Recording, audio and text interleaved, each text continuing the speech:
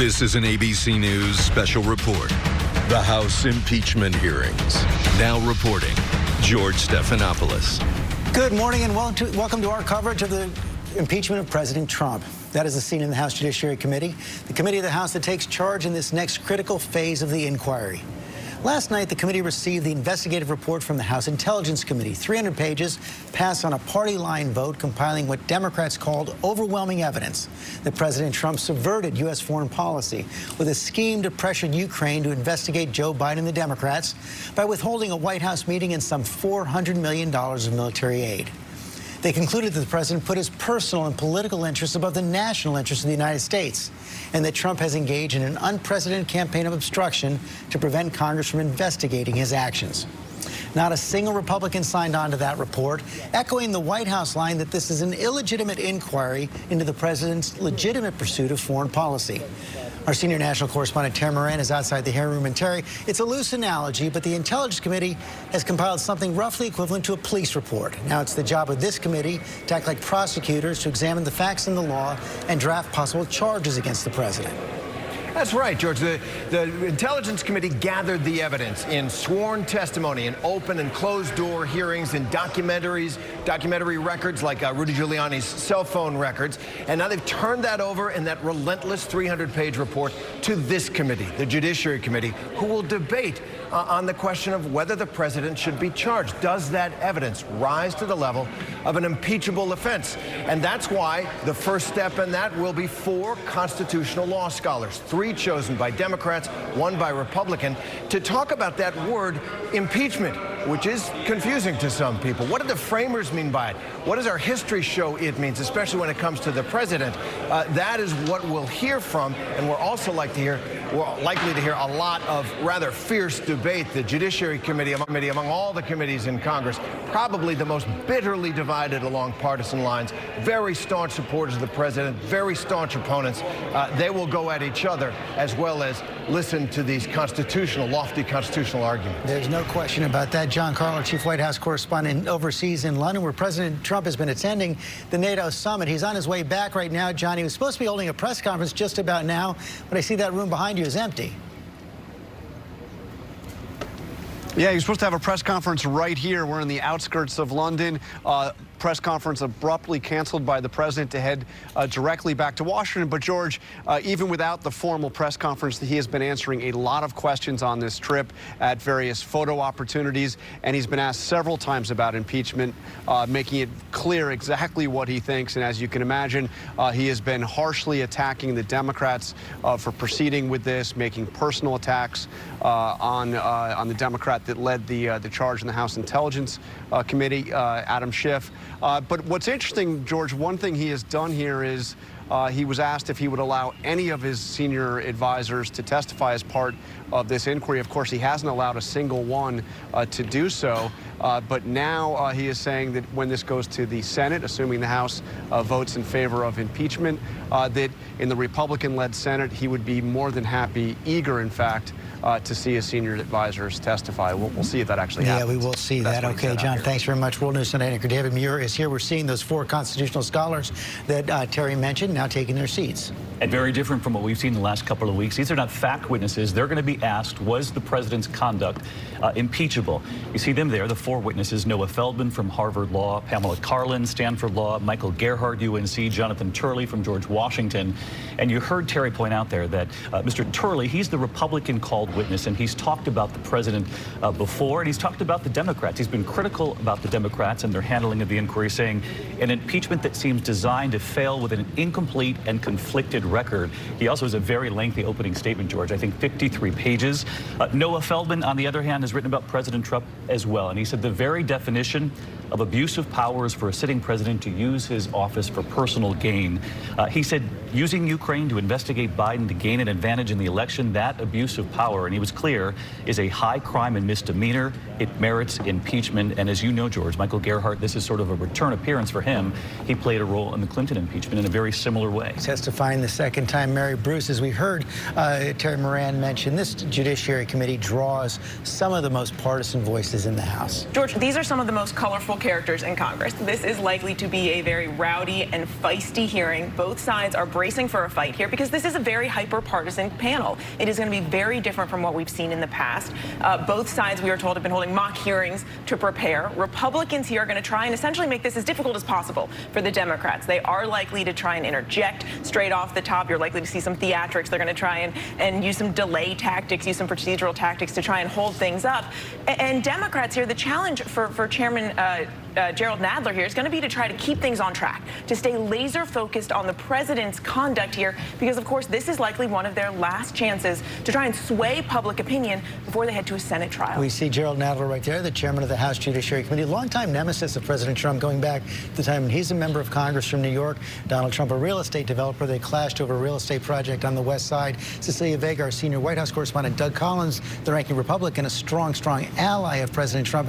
In fact, his choice to fill that vacant Senate seat in Georgia. Exactly, and these are some of the president's most loyal allies that we are going to see today, as Mary was saying, who go out and stump for him often on cable TV. So the theatrics are sure to be a part of this. But we know who is not there today, and that is any members of the White House team or the president's team. They were invited. They said they did not want to come. The president and their team have made it very clear. They say this is their attendance would only legitimize this process that they see as a very illegitimate one. And they're basically waiting for their turn in the Senate now to show up and make their case. Yeah, they're technically leaving open the possibility that in later judiciary committees they might participate, but that's unclear whether they will or not. We're going to bring in our legal team as well, Kate Shaw and Dan Abrams here this morning. And Dan, as we see Chairman Nadler, maybe he's about to hit the gavel, but as he's looking at that, the fact that the president has not participated, the fact that so many of his aides have been held back, one of the main charges the Democrat, actually, Chairman Nadler has gone with the gavel. Let's listen in.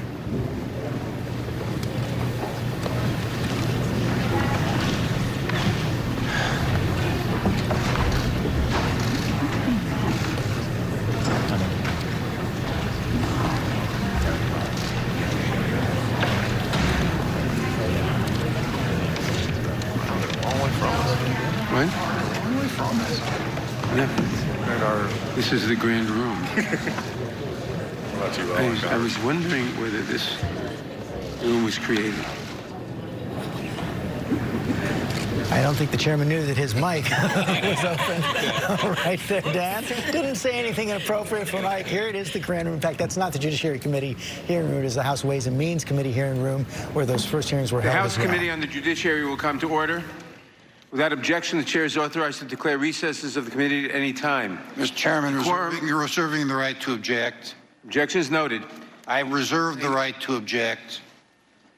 Gentleman is reserved. Mr. Chairman, pursuant to Clause 2J1 of Rule 11, I am furnishing you with a demand for minority day of hearings on this subject, signed by all of the Republican members. The gentleman will suspend. I could not understand what you were saying. Just repeat it more clearly.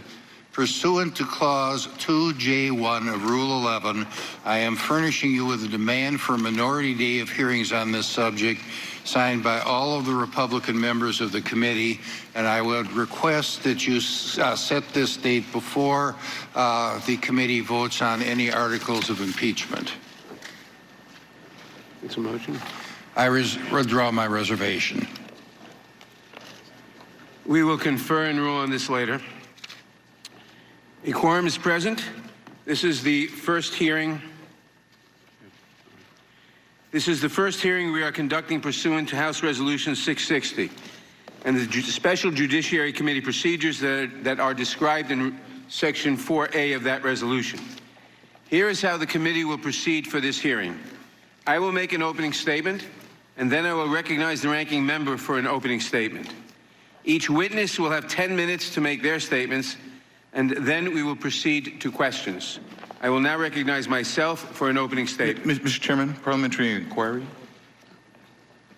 Mr. Chairman. I have the time for an opening statement. The parliamentary inquiry is not in order at this time. The facts before us are undisputed. On July 25th, President Trump called President Zelensky of Ukraine, and in President Trump's words, asked him for a favor. That call was part of a concerted effort by the president and his men to solicit a personal advantage in the next election, this time in the form of an investigation of his political adversaries by a foreign government. To obtain that private political advantage, President Trump withheld both an official White House meeting from the newly elected president of a fragile democracy and withheld vital military aid from a vulnerable ally. When Congress found out about this scheme and began to investigate, President Trump took extraordinary and unprecedented steps to cover up his efforts and to withhold evidence from the investigators. And when witnesses disobeyed him, when career professionals came forward and told us the truth, he attacked them viciously, calling them traitors and liars, promising that they will, quote, go through some things, close quote. Of course, this is not the first time that President Trump has engaged in this pattern of conduct. In 2016, the Russian government engaged in a sweeping and systematic campaign of interference in our elections. In the words of Special Counsel Robert Mueller, quote, the Russian government perceived it would benefit from a Trump presidency and worked to secure that outcome, close quote. The president welcomed that interference. We saw this in real time when President Trump asked Russia to hack his political opponent. The very next day, a Russian military intelligence unit attempted to hack that political opponent. When his own Justice Department tried to uncover the extent to which a foreign government had broken our laws, President Trump took extraordinary and unprecedented steps to obstruct the investigation, including ignoring subpoenas, ordering the creation of false records, and publicly attacking and intimidating witnesses. Then as now, this administration's level of obstruction is without precedent. No other president has vowed to, quote, fight all of the subpoenas, unquote, as President Trump promised. In the 1974 impeachment proceedings, President Nixon produced dozens of recordings. In 1998, President Clinton physically gave his blood. President Trump, by contrast, has refused to produce a single document and directed every witness not to testify. Those are the facts before us. The impeachment inquiry has moved back to the House Judiciary Committee. And as we begin a review of these facts, the president's pattern of behavior becomes clear. President Trump welcomed foreign interference in the 2016 election. He demanded it for the 2020 election. In both cases, he got caught. And in both cases, he did everything in his power to prevent the American people from learning the truth about his conduct. On July 24th, the special counsel testified before this committee. He implored us to see the nature of the threat to our country. Quote, over the course of my career, I have seen a number of challenges to our democracy. The Russian government's effort to interfere in our elections is among the most serious. This deserves the attention of every American, close quote. Ignoring that warning, President Trump called the Ukrainian president the very next day to ask him to investigate the president's political opponent. As we exercise our responsibility to determine whether this pattern of behavior constitutes an impeachable offense, it is important to place President Trump's conduct into historical context. Since the founding of our country, the House of Representatives has impeached only 2 presidents. A third was on his way to impeachment when he resigned. This committee has voted to impeach 2 presidents for obstructing justice. We have voted to impeach 1 president for obstructing a congressional investigation. To the extent that President Trump's conduct fits these categories, there is precedent for recommending impeachment here. But never before in the history of the Republic have we been forced to consider the conduct of a president who appears to have solicited personal political favors from a foreign government. Never before has a president engaged in a course of conduct that included all of the acts that most concerned the framers. The patriots who founded our country were not fearful men. They fought a war. They witnessed terrible violence. They overthrew a king. But as they met to frame our Constitution, those patriots still feared one threat above all: foreign interference in our elections. They had just deposed a tyrant. They were deeply worried that we would lose our newfound liberty, not through a war, if a foreign army were to invade, we would see that coming, but through corruption from within.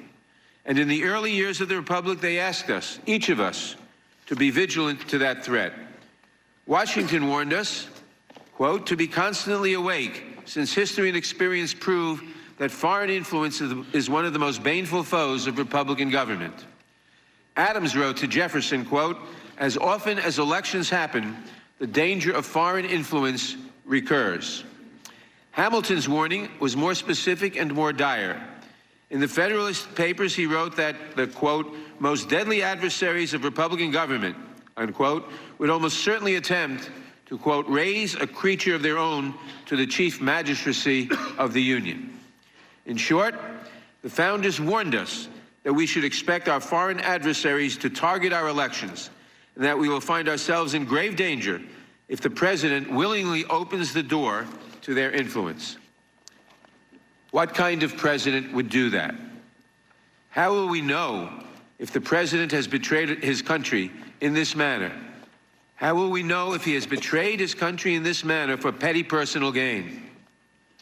Hamilton had a response for that as well. He wrote, when a man unprincipled in private life, desperate in his fortune, bold in his temper, possessed of considerable talents, known to have scoffed in private at the principles of liberty, when such a man is seen to mount the hobby horse of popularity, to join the cry of danger to liberty, to take every opportunity of embarrassing the general government and bringing it under suspicion, it may justly be suspected that his object is to throw things into confusion, that he may ride the storm and direct the whirlwind. Ladies and gentlemen, the storm in which we find ourselves today was set in motion by President Trump. I do not wish this moment on the country. It is not a pleasant task that we undertake today, but we have each taken an oath to protect the Constitution, and the facts before us are clear. President Trump did not merely seek to benefit from foreign interference in our elections. He directly and explicitly invited foreign interference in our elections. He used the powers of his office to try to make it happen. He sent his agents to make clear that this is what he wanted and demanded. He was willing to compromise our security and his office for personal political gain. It does not matter that President Trump got caught and ultimately released the funds that Ukraine so desperately needed. It matters that he enlisted a foreign government to intervene in our elections in the first place. It does not matter that President Trump felt that these investigations were unfair to him. It matters that he used his office not merely to defend himself, but to obstruct investigators at every turn. We are all aware that the next election is looming, but we cannot wait for the election to address the present crisis. The integrity of that election is one of the very things at stake. The president has shown us his pattern of conduct. If we do not act to hold him in check now, President Trump will almost certainly try again to solicit interference in the election for his personal political gain. Today, we will begin our conversation where we should, with the text of the Constitution. We are empowered to recommend the impeachment of President Trump to the House if we find that he has committed treason, bribery, or other high crimes and misdemeanors. Our witness panel will help us to guide that conversation. In a few days, we will reconvene and hear from the committees that worked to uncover the facts before us. And when we apply the Constitution to those facts, if it is true that President Trump has committed an impeachable offense or multiple impeachable offenses, then we must move swiftly to do our duty and charge him accordingly. I thank the witnesses for being here today. I now recognize the ranking member of the Judiciary Committee, Mr. Chairman. the gentleman from Georgia, Mr. Collins, Mr. for Chairman. his opening statement. Mr. Chairman, may I make a parliamentary inquiry before you? The gentleman is not in order for parliamentary inquiry. I've recognized the ranking member for an opening statement. I thank the chairman. And it is interesting that, again, parliamentary inquiries, and I believe some are actually some of the things I'm going to discuss today, because we're sort of coming here today in a different arena. Look, For everybody who's not been here before, this is a new room, it's new rules, it's a new month. We've even got cute little stickers for our staff so we can come in because we want to make this important, and this is impeachment because we've done such a terrible job of it in this committee before. But what's not new is basically what's just been reiterated by the chairman. What's not new is the facts. What's not new is it's the same sad story. What's interesting, even before I get into my part of my opening statement, is just what was just said by the chairman. We went back to a redo of Mr. Mueller. We're also saying, quoting him, saying the attention of the American people should be on foreign interference. I agree with him completely, except I guess the American people did not include the Judiciary Committee because we didn't take it up. We didn't have hearings. We didn't do anything to delve deeply into this issue. We passed election bills, but did not get into the in-depth part of what Mr. Mueller talked about, taking his own report and having hearings about that. We didn't do it. So I guess the American people doesn't include the House Judiciary Committee. You know, we also just heard an interesting discussion. We're going to have a lot of interesting discussion today about the Constitution and other things, but we also talked about the founders. What's interesting is that the chairman talked a lot about the founders from the quotes, and again, this is why we have the hearing, about the founders being concerned about foreign influence, but what he also didn't quote was the founders being really, really concerned about political impeachment. Because you just don't like the guy. You haven't liked him since November of 2016. The chairman has talked about impeachment since last year when he was elected chairman, 2 years ago, November 17th, before he's even sworn in as chairman. So don't tell me this is about new evidence and new things and new stuff. We may have a new hearing room, we may have new mics, and we may have chairs that aren't comfortable, but this is nothing new, folks. This is sad. So what do we have here today? You know what I'm thinking? I looked at this, and what is interesting is there's two things that have become very clear. This impeachment is not really about facts. If it was, I believe the other committees would have sent over recommendations for impeachment. No, they're putting it on this committee because if it goes badly, I guess they want to blame Adam Schiff's committee and the HISPC and others want to blame this committee for it going bad. But they're already drafting articles. Don't be fooled. They're already getting ready for this. We've already went after this with the Ukraine after numerous failings of Mueller, Cohen, annulments, emoluments, the list goes on. But the American people are actually failing to see us legislate. But if you want to know what's really driving this, there's two things. It's called the clock and the calendar. The clock and the calendar. Most people in life, if you want to know what they truly value, you look at their checkbook and their calendar. You know what they value. That's what this committee values. Time. They want to do it before the end of the year. Why? Because the chairman said it just a second ago. Because we're scared of the elections next year. We're scared of the elections that we'll lose again. So we've got to do this now. The clock and the calendar are what's driving impeachment, not the facts. When we understand this, that's what the witnesses here will say today. What do we have here today? What is really interesting over today and for the next few weeks is America will see why most people don't go to law school. No offense to our professors. But please, really, we're bringing you in here today to testify on stuff that most of you have already written about, all four, for the opinions that we already know, out of the classrooms that maybe you're getting ready for finals in, to discuss things that you probably haven't even had a chance to, unless you're really good on TV or watching the hearings for the last couple of weeks, you couldn't have possibly actually digested the Adam Schiff report from yesterday or the Republican response in any real way. Now, we can be theoretical all we want, but the American people is really going to look at this and say, huh? What are we doing? Because there's no fact witnesses planned for this committee. That's an interesting thing. Frankly, there's no plan at all except next week an ambiguous hearing on the presentation from the HIPC, the other committee that sent us the report, and Judiciary Committee, which I'm not still sure what they want us to present on, and nothing else. No plan. I asked the chairman before we left for Thanksgiving to stay in touch. Let's talk about what we have because history will shine a bright light on us starting this morning. Crickets. Until I asked for a witness the other day, and let's just say that didn't go well.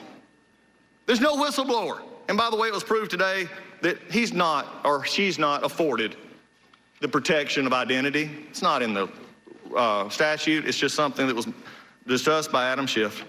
We also don't have Adam Schiff, who wrote the report. He said yesterday in a press conference, I'm not going to. I'll send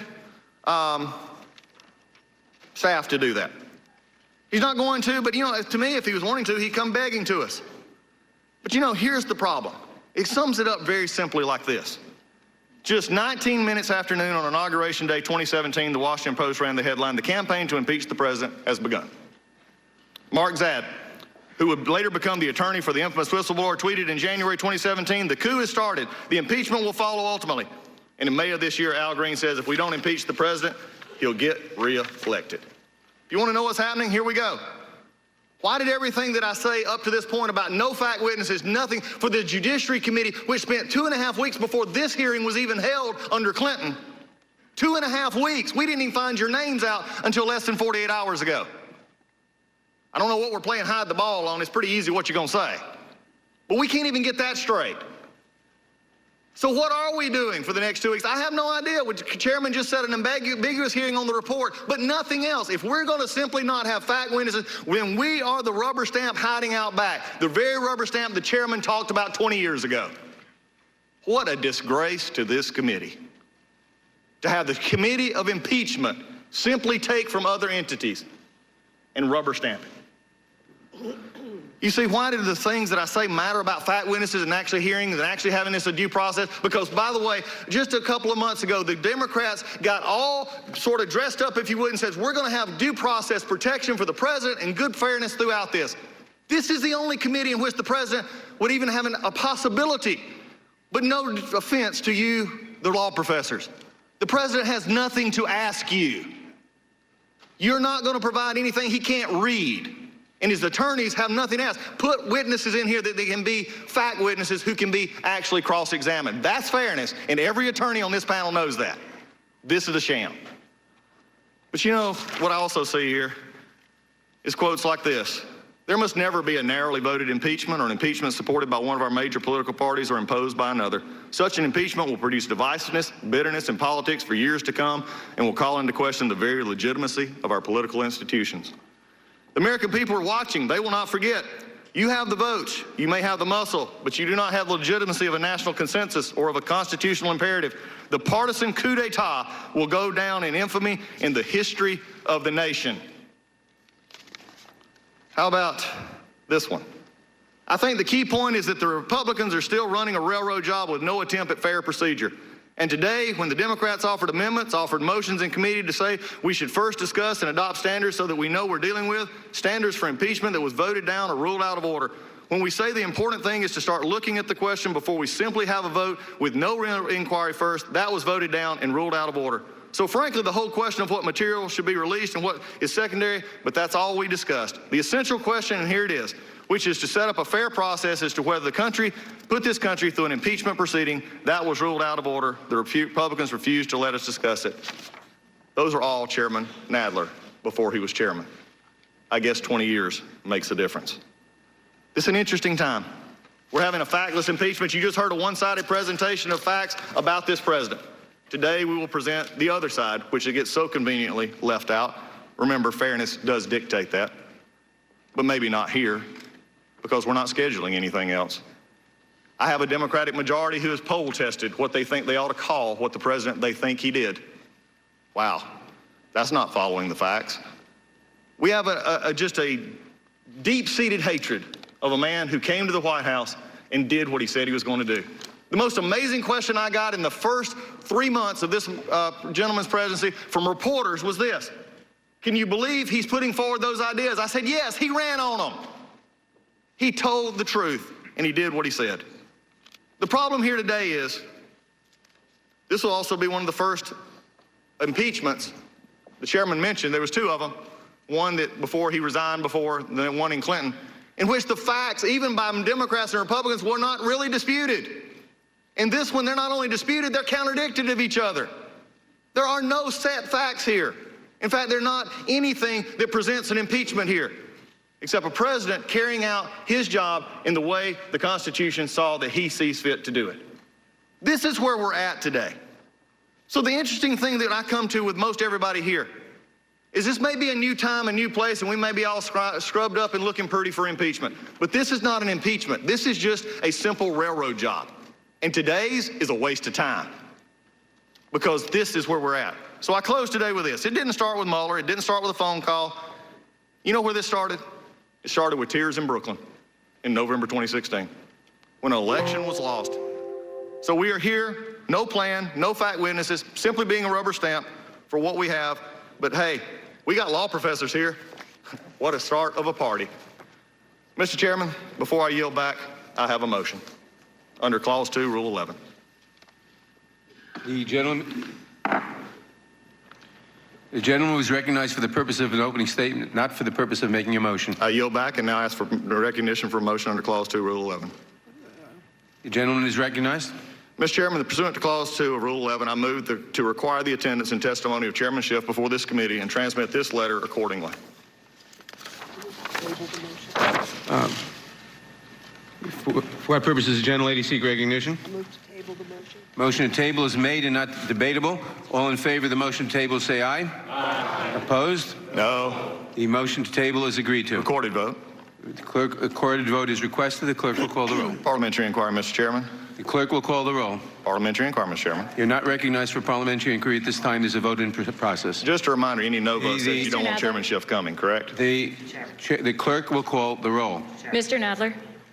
Aye. Mr. Nadler votes aye. Ms. Lofgren. Aye. Ms. Lofgren votes aye. Ms. Jackson-Lee. Aye. Ms. Jackson-Lee votes aye. Mr. Cohen. Mr. Cohen votes aye. Mr. Johnson of Georgia. Mr. Johnson of Georgia votes aye. Mr. Deutsch. Mr. Deutsch votes aye. Ms. Bass. So there you have it. We knew this was going to be Richmond? coming. Some Mr. Richmond procedural votes yes. fireworks Mr. here in the Jeffries? House Judiciary Committee. Mr. Jeffries votes Mayor aye. Bruce, our senior congressional correspondent, here with me. What the Republicans are asking for here after we saw those opening statements is that Adam Schiff, the chairman of the House Intelligence Committee, who submitted this report to the House Judiciary Committee, that he come and testify. Now, his report will be presented to the committee, but as you said at a press conference yesterday, he says he's not going to be the one to do it. Yeah, it seems that he would rather his staff come in and be questioned and cross-examined. Chairman Schiff is in a bit of a tricky position here. He wants to obviously defend this report and all of the evidence that they have gathered, but Republicans obviously want to take a stab at him. They want to be able to push him on the evidence that he's gathered. It seems Chairman Schiff is looking for a little bit of middle ground here. And the question then would be also if the White House lawyers would attend a hearing like that. But let me bring in Dan Abrams and Kate Shaw to respond to those first opening statements. Dan, let me begin with you. One of the interesting things we saw from Chairman Nadler in the Democrats' opening statement, as much emphasis on the potential articles on obstruction as there were about the abuse of power with the phone call. Right. You have to think of these in two buckets, right? You've got the obstruction bucket and you've got the misconduct bucket.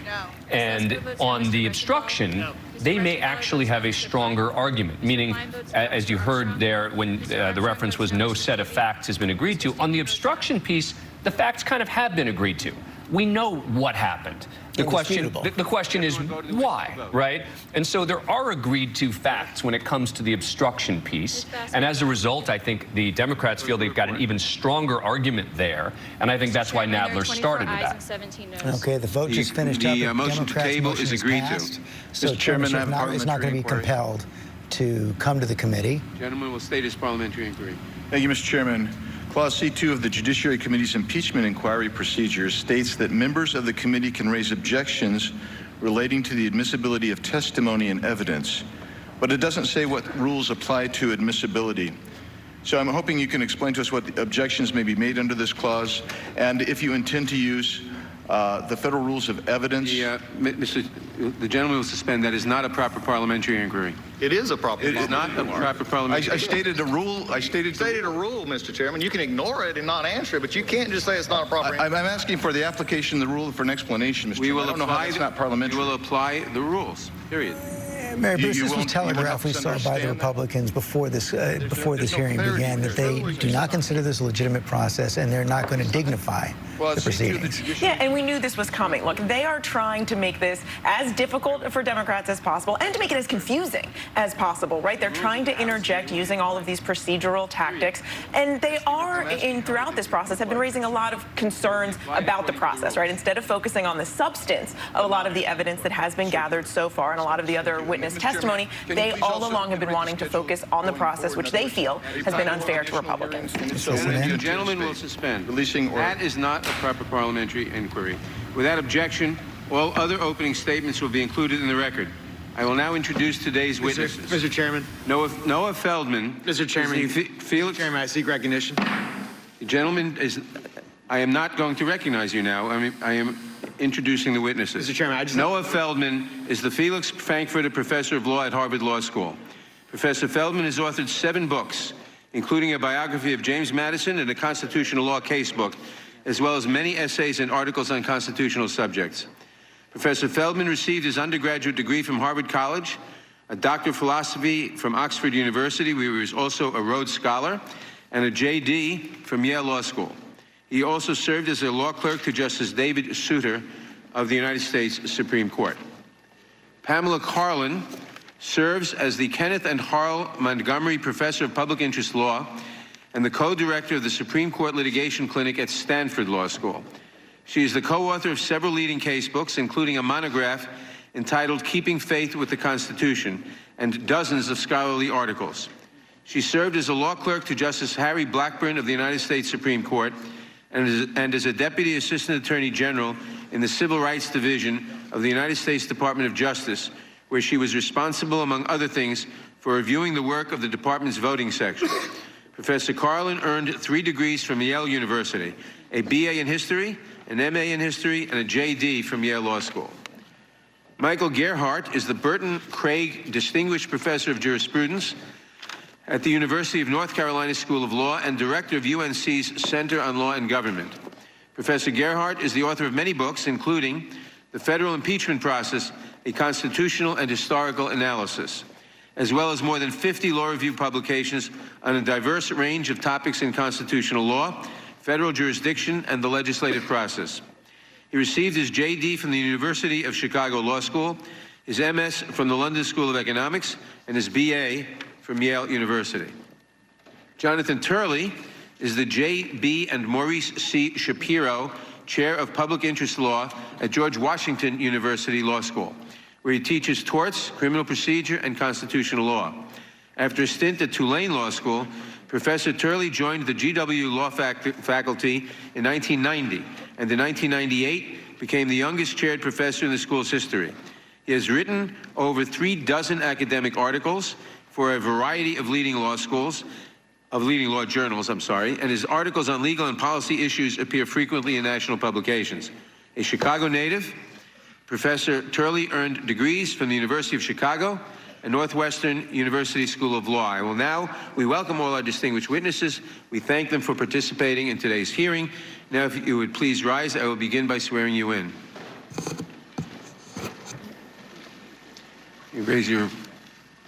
Do you swear or affirm under penalty of perjury that the testimony you're about to give is true and correct to the best of your knowledge, information, and belief, so help you God? Let the record show the witnesses answered in the affirmative. Thank you, and please be seated. Please note that each of your written statements will be entered into the record in its entirety. Accordingly, I ask that you summarize your testimony in 10 minutes. To help you stay within that time, there is a timing light on your table. When the light switches from green to yellow, you have 1 minute to conclude your testimony. When the light turns red, it signals your 10 minutes have expired. Professor Feldman, you may begin. I don't think you're on the mic. Mr. Chairman, before we begin, Mr. Chairman and members of the committee. Mr. Chairman, I have a motion. The gentleman is not in order to offer a motion at this time. Mr. Chairman, I seek recognition for a privilege motion. Mr. Chairman and members of the committee, thank you very much for the opportunity to appear. My name is Noah Feldman. I serve as the witness will proceed. I serve as the Felix Frankfurter Professor of Law at the Harvard Law School. I seek recognition for a privilege motion. To study. The gentleman will suspend. The time is the witnesses. The privilege motion needs to be recognized. Privilege, you can call it not a privilege. In between the witnesses, it may be recognized. Not once I recognize the witness. So the witness will proceed. We'll entertain the motion after the first witness. My job is to study and to teach the Constitution from its origins until the present. I'm here today to describe 3 things. Why the framers of our Constitution included a provision for the impeachment of the president. What that provision, providing for impeachment for high crimes and misdemeanors, means. And last, how it applies to the question before you and before the American people, whether President Trump has committed impeachable offenses under the Constitution. Let me begin by stating my conclusions. The framers provided for the impeachment of the president because they feared that the president might abuse the power of his office for personal benefit, to corrupt the electoral process and ensure his re-election, or to subvert the national security of the United States. High crimes and misdemeanors are abuses of power and of public trust connected to the office of the presidency. On the basis of the testimony and the evidence before the House, President Trump has committed impeachable high crimes and misdemeanors by corruptly abusing the office of the presidency. Specifically, President Trump has abused his office by corruptly soliciting President Volodymyr Zelensky of Ukraine to announce investigations of his political rivals in order to gain personal advantage, including in the 2020 presidential election. Let me begin now with the question of why the framers provided for impeachment in the first place. The framers borrowed the concept of impeachment from England, but with one enormous difference. The House of Commons and the House of Lords could use impeachment in order to limit the ministers of the king, but they could not impeach the king, and in that sense, the king was above the law. In stark contrast, the framers, from the very outset of the Constitutional Convention in 1787, made it crystal clear that the president would be subject to impeachment in order to demonstrate that the president was subordinate to the law. If you will, I would like you to think now about a specific date in the Constitutional Convention, July 20th, 1787. It was the middle of a long, hot summer, and on that day, two members of the Constitutional Convention actually moved to take out the impeachment provision from the draft Constitution. And they had a reason for that, and their reason was, they said, well, the president will have to stand for re-election. And if the president has to stand for re-election, that is enough. We don't need a separate provision for impeachment. When that proposal was made, significant disagreement ensued. The governor of North Carolina, a man called William Davie, immediately said, if the president cannot be impeached, quote, he will spare no efforts or means whatever to get himself re-elected. Following Davie, George Mason of Virginia, a fierce Republican critic of executive power, said, no point is more important than that impeachment be included in the Constitution. Shall any man be above justice, he asked, thus expressing the core concern that the president must be subordinate to the law and not above the law. James Madison, the principal draftsman of the US Constitution, then spoke up. He said it was, quote, indispensable that some provision be made for impeachment. Why? Because, he explained, standing for re-election was, quote, not a sufficient security, close quote, against presidential misconduct or corruption. A president, he said, might betray his trust to foreign powers. A president who, in a corrupt fashion, abused the office of the presidency, said James Madison, quote, might be fatal to the republic, close quote. And then a remarkable thing happened in the convention.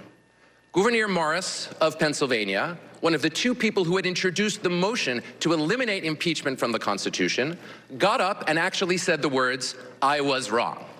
He told the other framers present that he had changed his mind on the basis of the debate on July 20th, and that it was now his opinion that in order to avoid corruption of the electoral process, a president would have to be subject to impeachment regardless of the availability of a further election. The upshot of this debate is that the framers kept impeachment in the Constitution, specifically in order to protect against the abuse of office with the capacity to corrupt the electoral process or lead to personal gain. Now, turning to the language of the Constitution, the framers used the words high crimes and misdemeanors to describe those forms of action that they considered impeachable. These were not vague or abstract terms to the framers. High crimes and misdemeanors the words high crimes and misdemeanors represented very specific language that was well understood by the entire generation of the framers. Indeed, they were borrowed from an impeachment trial in England that was taking place as the framers were speaking, which was referred to, in fact, by George Mason. The words high crimes and misdemeanors refer to abuse of the office of the presidency for personal advantage, or to corrupt the electoral process, or to subvert the national security of the United States. There's no mystery about the words high crimes and misdemeanors. The word high modifies both crimes and misdemeanors, so they're both high. And high means connected to the office of the presidency, connected to office. The classic form that was familiar to the framers was the abuse of office for personal gain or advantage. And when the framers specifically named bribery as a high crime and misdemeanor, they were naming one particular version of this abuse of office, the abuse of office for personal or individual gain. The other forms of abuse of office to affect elections, and abuse of office to compromise national security, were further forms that were familiar to the framers. Now, how does this language of high crimes and misdemeanors apply to President Trump's alleged conduct? Let me be clear. The Constitution gives the House of Representatives, that is, the members of this committee and the other members of the House, quote, sole power of impeachment. It's not my responsibility or my job to determine the credibility of the witnesses who appeared before the House thus far. That is your constitutional responsibility. My comments will therefore follow my role, which is to describe and apply the meaning of impeachable offenses to the facts described by the testimony and evidence before the House. President Trump's conduct, as described in the testimony and evidence, clearly constitutes impeachable high crimes and misdemeanors under the Constitution. In particular, the memorandum and other testimony relating to the July 25th, 2019 phone call between the two presidents, President Trump and President Zelensky, more than sufficiently indicates that President Trump abused his office by soliciting the president of Ukraine to investigate his political rivals in order to gain personal political advantage, including in relation to the 2020 election. Again, the words abuse of office are not mystical or magical. They are very clear. The abuse of office occurs when the president uses a feature of his power, the awesome power of his office, not to serve the interests of the American public, but to serve his personal, individual, partisan, electoral interests. That is what the evidence before the House indicates. Finally, let me be clear that on its own, soliciting the leader of a foreign government in order to announce investigations of political rivals and perform those investigations would constitute a high crime and misdemeanor. But the House also has evidence before it that the president committed two further acts that also qualify as high crimes and misdemeanors. In particular, the House heard evidence that the president placed a hold on critical U.S. aid to Ukraine and conditioned its release on announcement of the investigations of the Bidens and of the discredited CrowdStrike conspiracy theory. Furthermore, the House also heard evidence that the president conditioned a White House visit desperately sought by the Ukrainian president on announcement of the investigations. Both of these acts constitute impeachable high crimes and misdemeanors under the Constitution. They each encapsulate the framers' worry that the President of the United States would take any means whatever to ensure his re-election. And that is the reason that the framers provided for impeachment in a case like this one. Mr. Chairman, I seek recognition. Gentleman's time has expired. Mr. Chairman, I seek recognition. The gentleman is recognized. I offer a motion to postpone to a date certain. I move to table the motion. Motion to table is heard and is not debatable. All in favor of the motion to table? All in favor of the motion? May we have the motion read, please? The motion was stated as to adjourn to a state. May we have the motion read, please? The motion will be read as to what date? Motion to be read to a date certain, Wednesday, December 11th, 2019, so we can actually get a response to the 6 letters. The gentleman has stated his motion. The motion to table is made. Correct. Motion to table is made and not debatable. All in favor The motion to table will say aye. Aye. Opposed? No. The motion to table is agreed to. Roll call. Roll call is requested. The clerk will call the roll. Mr. Nadler? Aye. Mr. Nadler votes aye. There we have Ms. again, Lofgren? Mary Bruce. You're becoming our congressional rules expert today. That was what is called a privilege motion, which means he has to be recognized once somebody else is not speaking. And we see that a motion by the Republicans to delay the hearing by the week. They had asked some questions of the chair that they have not had answered yet. Yes, and now demanding a roll call of everything means that, again, they get to delay the testimony further. And I think you're going to see this over and over again throughout the morning. This is the Republican playbook playing out right here in real time. One of the things that's going on here, and this has been a debate if you've covered inside the Democratic Party, as well as to how quickly to go with these proceedings. And House Speaker Nancy Pelosi has wanted to get this done by Christmas. That means that they would continue with these hearings, they would continue with the investigation, and finish with a final vote, even, as Chairman Schiff said yesterday, if the investigation isn't done. Yeah, if they want to get this done and have a vote in the House before the Christmas holiday, which is what we know that they've been on track to do, well, that gives the Judiciary Committee just about 2 weeks to try and debate and draft articles of impeachment. That's not a lot of time, especially as they want to also have a toothsome debate here with these witnesses, because, of course, it is the task of the Judiciary Committee to essentially present a case to the public about the evidence that has been gathered in the Intelligence Committee. That's a tall order to try to do in 2 weeks, especially as you have Republicans with some success trying to delay all of this. And, Kate, this is where the political case meets the legal case, because Democrats have faced some questions, again, even from those within their ranks.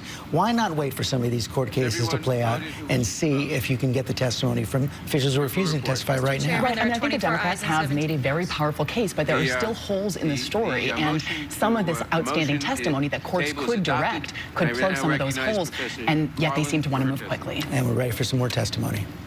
Mr. Chairman and members of the committee, thank you so much for the opportunity to testify. Twice, I have had the privilege of representing this committee and its leadership in voting rights cases before the Supreme Court. Once when it was under the leadership of the Chairman Sensenbrenner, and it's good to see you again, sir, and with Mr. Shabbat as one of my other clients, and once under the leadership of Chairman Conyers. It was a great honor for me to represent this committee because of this committee's key role over the past 50 years in ensuring that American citizens have the right to vote in free and fair elections. Today, you're being asked to consider whether protecting those elections requires impeaching a president. That is an awesome responsibility. But everything I know about our Constitution and its values, and my review of the evidentiary record, and here, Mr. Collins, I would like to say to you, sir, that I read transcripts of every one of the witnesses who appeared in the live hearing because I would not speak about these things without reviewing the facts. So I'm insulted by the suggestion that as a law professor I don't care about those facts. But everything I read on those occasions tells me that when President Trump invited, indeed demanded foreign involvement in our upcoming election, he struck at the very heart of what makes this a republic to which we pledge allegiance. That demand, as Professor Feldman just explained, constituted an abuse of power.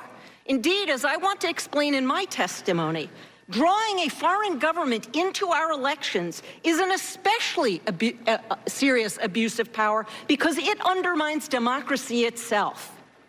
Our Constitution begins with the words, "We the people," for a reason.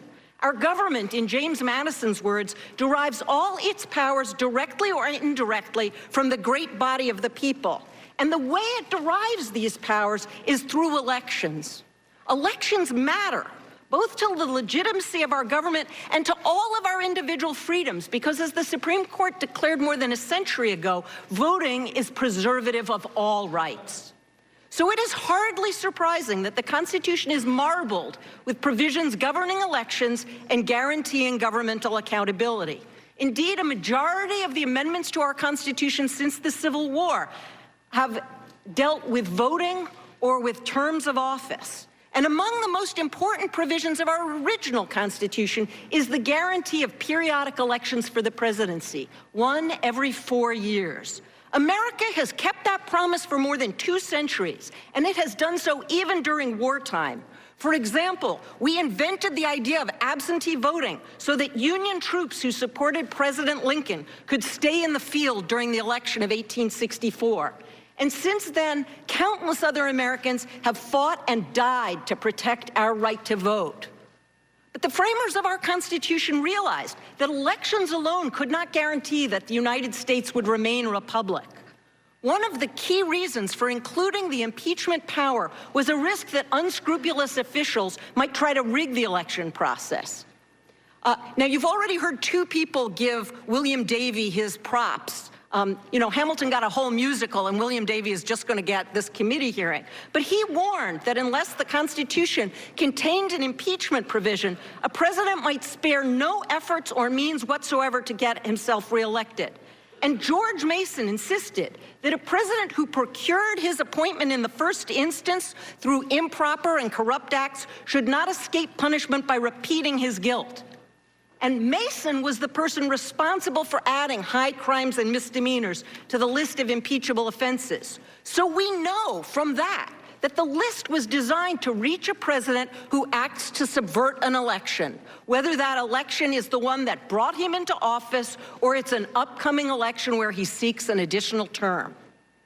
Moreover, the founding generation, like every generation of Americans since, was especially concerned to protect our government and our democratic process from outside interference. For example, John Adams, during the ratification, expressed concern with the very idea of having an elected president, writing to Thomas Jefferson that you are apprehensive of foreign interference, intrigue, influence. So am I. But as often as elections happen, the danger of foreign influence recurs. And in his farewell address, President Washington warned that history and experience prove that foreign influence is one of the most baneful foes of Republican government. And he explained that this was in part because foreign governments would try and foment disagreement among the American people and influence what we thought. The very idea that a president might seek the aid of a foreign government in his re-election campaign would have horrified them. But based on the evidentiary record, that is what President Trump has done. The list of impeachable offenses that the framers included in the Constitution shows that the essence of an impeachable offense is a president's decision to sacrifice the national interest for his own private ends. Treason, the first thing listed, lay in an individual's giving aid to a foreign enemy. That is, putting a foreign enemy's adversary's interests above the interests of the United States. Bribery occurred when an official solicited, received, or offered a personal favor or benefit to influence official action, risking that he would put his private welfare above the national interest. And high crimes and misdemeanors captured the other ways in which a high official might, as Justice Joseph Story explained, disregard public interests in the discharge of the duties of political office. Based on the evidentiary record before you, what has happened in the case today is something that I do not think we have ever seen before. A president who has doubled down on violating his oath to faithfully execute the laws and to protect and defend the Constitution. The evidence reveals a president who used the powers of his office to demand that a foreign government participate in undermining a competing candidate for the presidency. As President John Kennedy declared, the right to vote in a free American election is the most powerful and precious right in the world. But our elections become less free when they are distorted by foreign interference. What happened in 2016 was bad enough. There is widespread agreement that Russian operatives intervened to manipulate our political process. But that distortion is magnified if a sitting president abuses the powers of his office actually to invite foreign intervention. To see why, imagine living in a part of Louisiana or Texas that's prone to devastating hurricanes and flooding. What would you think if you lived there and your governor asked for a meeting with the president to discuss getting disaster aid that Congress has provided for? What would you think if that president said, I would like you to do us a favor. I'll meet with you and I'll send the disaster relief once you brand my opponent a criminal? Wouldn't you know in your gut that such a president had abused his office, that he betrayed the national interest, and that he was trying to corrupt the electoral process? I believe that that evidentiary record shows wrongful acts on that scale here. It shows a president who delayed meeting a foreign leader and providing assistance that Congress and his own advisors agreed serves our national interest in promoting democracy and in limiting Russian aggression. Saying, Russia, if you're listening, you know, a president who cared about the Constitution would say, Russia, if you're listening, butt out of our elections. And it shows a president who did this to strong-arm a foreign leader into smearing one of the president's opponents in our ongoing election season. That's not politics as usual, at least not in the United States or not in any mature democracy. It is instead a cardinal reason why the Constitution contains an impeachment power. Put simply, a president should resist foreign interference in our elections, not demand it and not welcome it. If we are to keep faith with our Constitution and with our republic, President Trump must be held to account. Thank you. Thank you, Professor Gerhardt. Thank you, Mr. Chairman, ranking member, other distinguished members of the committee. It's an honor and a privilege to join the other distinguished witnesses to discuss a matter of grave concern to our country and to our Constitution. Because this House, the People's House, has the sole power of impeachment, there is no better forum to discuss the constitutional standard for impeachment and whether that standard has been met in the case of the current President of the United States. As I explain in the remainder and balance of my opening statement, the record compiled thus far shows the President has committed several impeachable offenses, including bribery, abuse of power, and soliciting a personal favor from a foreign leader to benefit himself personally, obstructing justice, and obstructing Congress. Our hearing today should serve as a reminder of one of the fundamental principles that drove the founders of our Constitution to break from England and to draft their own Constitution. The principle that in this country, no one is king. We have followed that principle since before the founding of the Constitution, and it is recognized around the world as a fixed, inspiring American ideal. In his third message to Congress in 1903, President Theodore Roosevelt delivered one of the finest articulations of this principle. He said, "No one is above the law and no man is below, nor do we ask any man's permission when we require him to obey it. Obedience to the law is demanded as a right, not asked for as a favor." Three features of our Constitution protect the fundamental principle that no one, not even the President, is above the law. First, in the British system, the public had no choice over the monarch who ruled them. In our Constitution, the framers allowed elections to serve as a crucial means for ensuring presidential accountability. Second, in the British system, the king could do no wrong, and no other parts of the government could check his misconduct. In our Constitution, the framers developed the concept of separation of powers, which consists of checks and balances designed to prevent any branch, including the presidency, from becoming tyrannical. Third, in the British system, everyone but the king was impeachable. Our framers' generation pledged their lives and fortunes to rebel against a monarch whom they saw as corrupt, tyrannical, and entitled to do no wrong. In our Declaration of Independence, the framers set forth a series of impeachable offenses that the king had committed against the American colonists. When the framers later convened in Philadelphia to draft our Constitution, they were united around a simple, indisputable principle that was a major safeguard for the public: we the people, against tyranny of any kind.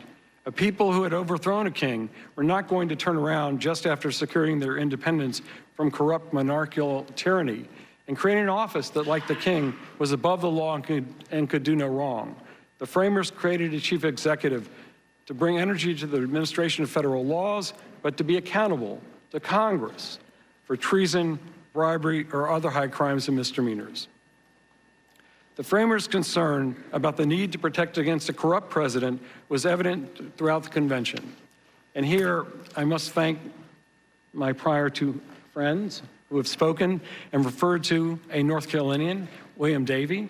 I will refer to another North Carolinian in the Constitutional Convention, James Iredell, whom President Washington later appointed to the Supreme Court, assured his fellow delegates, the president, quote, is of a very different nature from a monarch. He is to be personally responsible for any abuse of the great trust placed in him, unquote. This brings us, of course, to the crucial question we're here to talk about today, the standard for impeachment. The Constitution defines treason, and the term bribery basically means using office for personal gain, or I should say misusing office for personal gain. And as Professor Feldman pointed out, these terms derive from the British, who understood the class of cases that would be impeachable to refer to political crimes, which included great offenses against the United States, attempts to subvert the Constitution, when the president deviates from his duty or dares to abuse the power invested in him by the people, breaches of the public trust, and serious injuries to the Republic.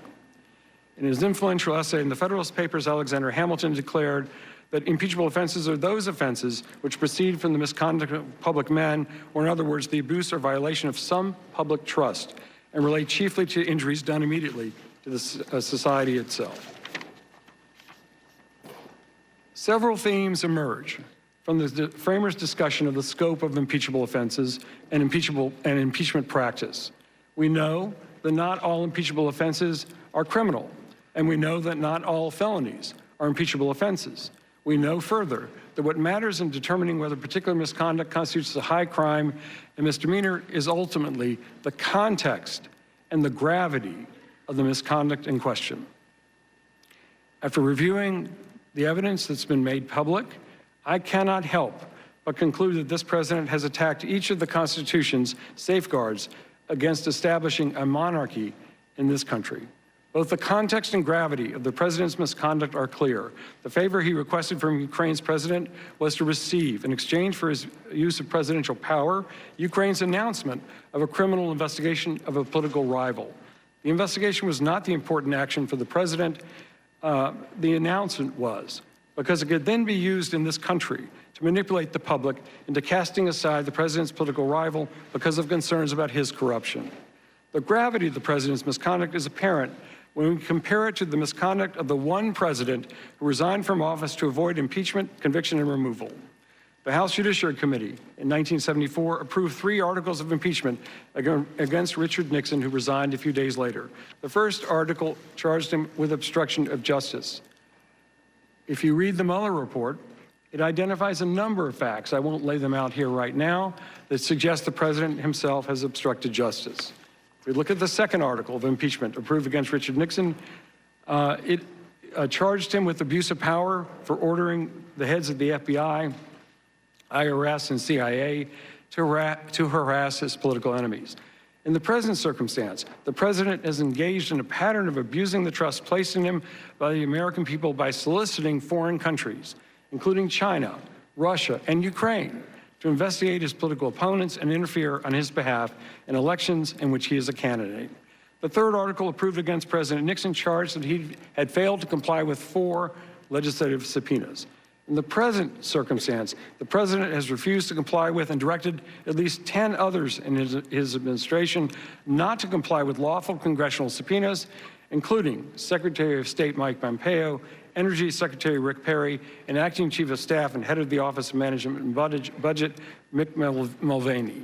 As Senator Lindsey Graham, now chair of the Senate Judiciary Committee, said when he was a member of the House on the verge of impeaching President Clinton, the day Richard Nixon failed to answer that subpoena is the day he was subject to impeachment because he took the power from Congress, over the impeachment process away from Congress, and he became the judge and jury. That is a perfectly good articulation of why obstruction of Congress is impeachable. The president's defiance of Congress is all the more troubling due to the rationale he claims for his obstruction. His arguments and those of his subordinates, including his White House counsel, in his October 8th letter to the Speaker and 3 committee chairs, boils down to the assertion that he is above the law. I won't reread that letter here, but I do want to disagree with the characterization in the letter of these proceedings, since the Constitution expressly says, And the Supreme Court has unanimously affirmed that the House has the sole power of impeachment, and like the Senate, the House has the power to determine the rules for its proceedings. The President and his subordinates have argued further that the President is entitled to absolute immunity from criminal procedure, even an investigation for any criminal wrongdoing, including shooting someone on Fifth Avenue. The President has claimed further he's entitled to absolute executive privilege, not to share any information he doesn't want to share with another branch.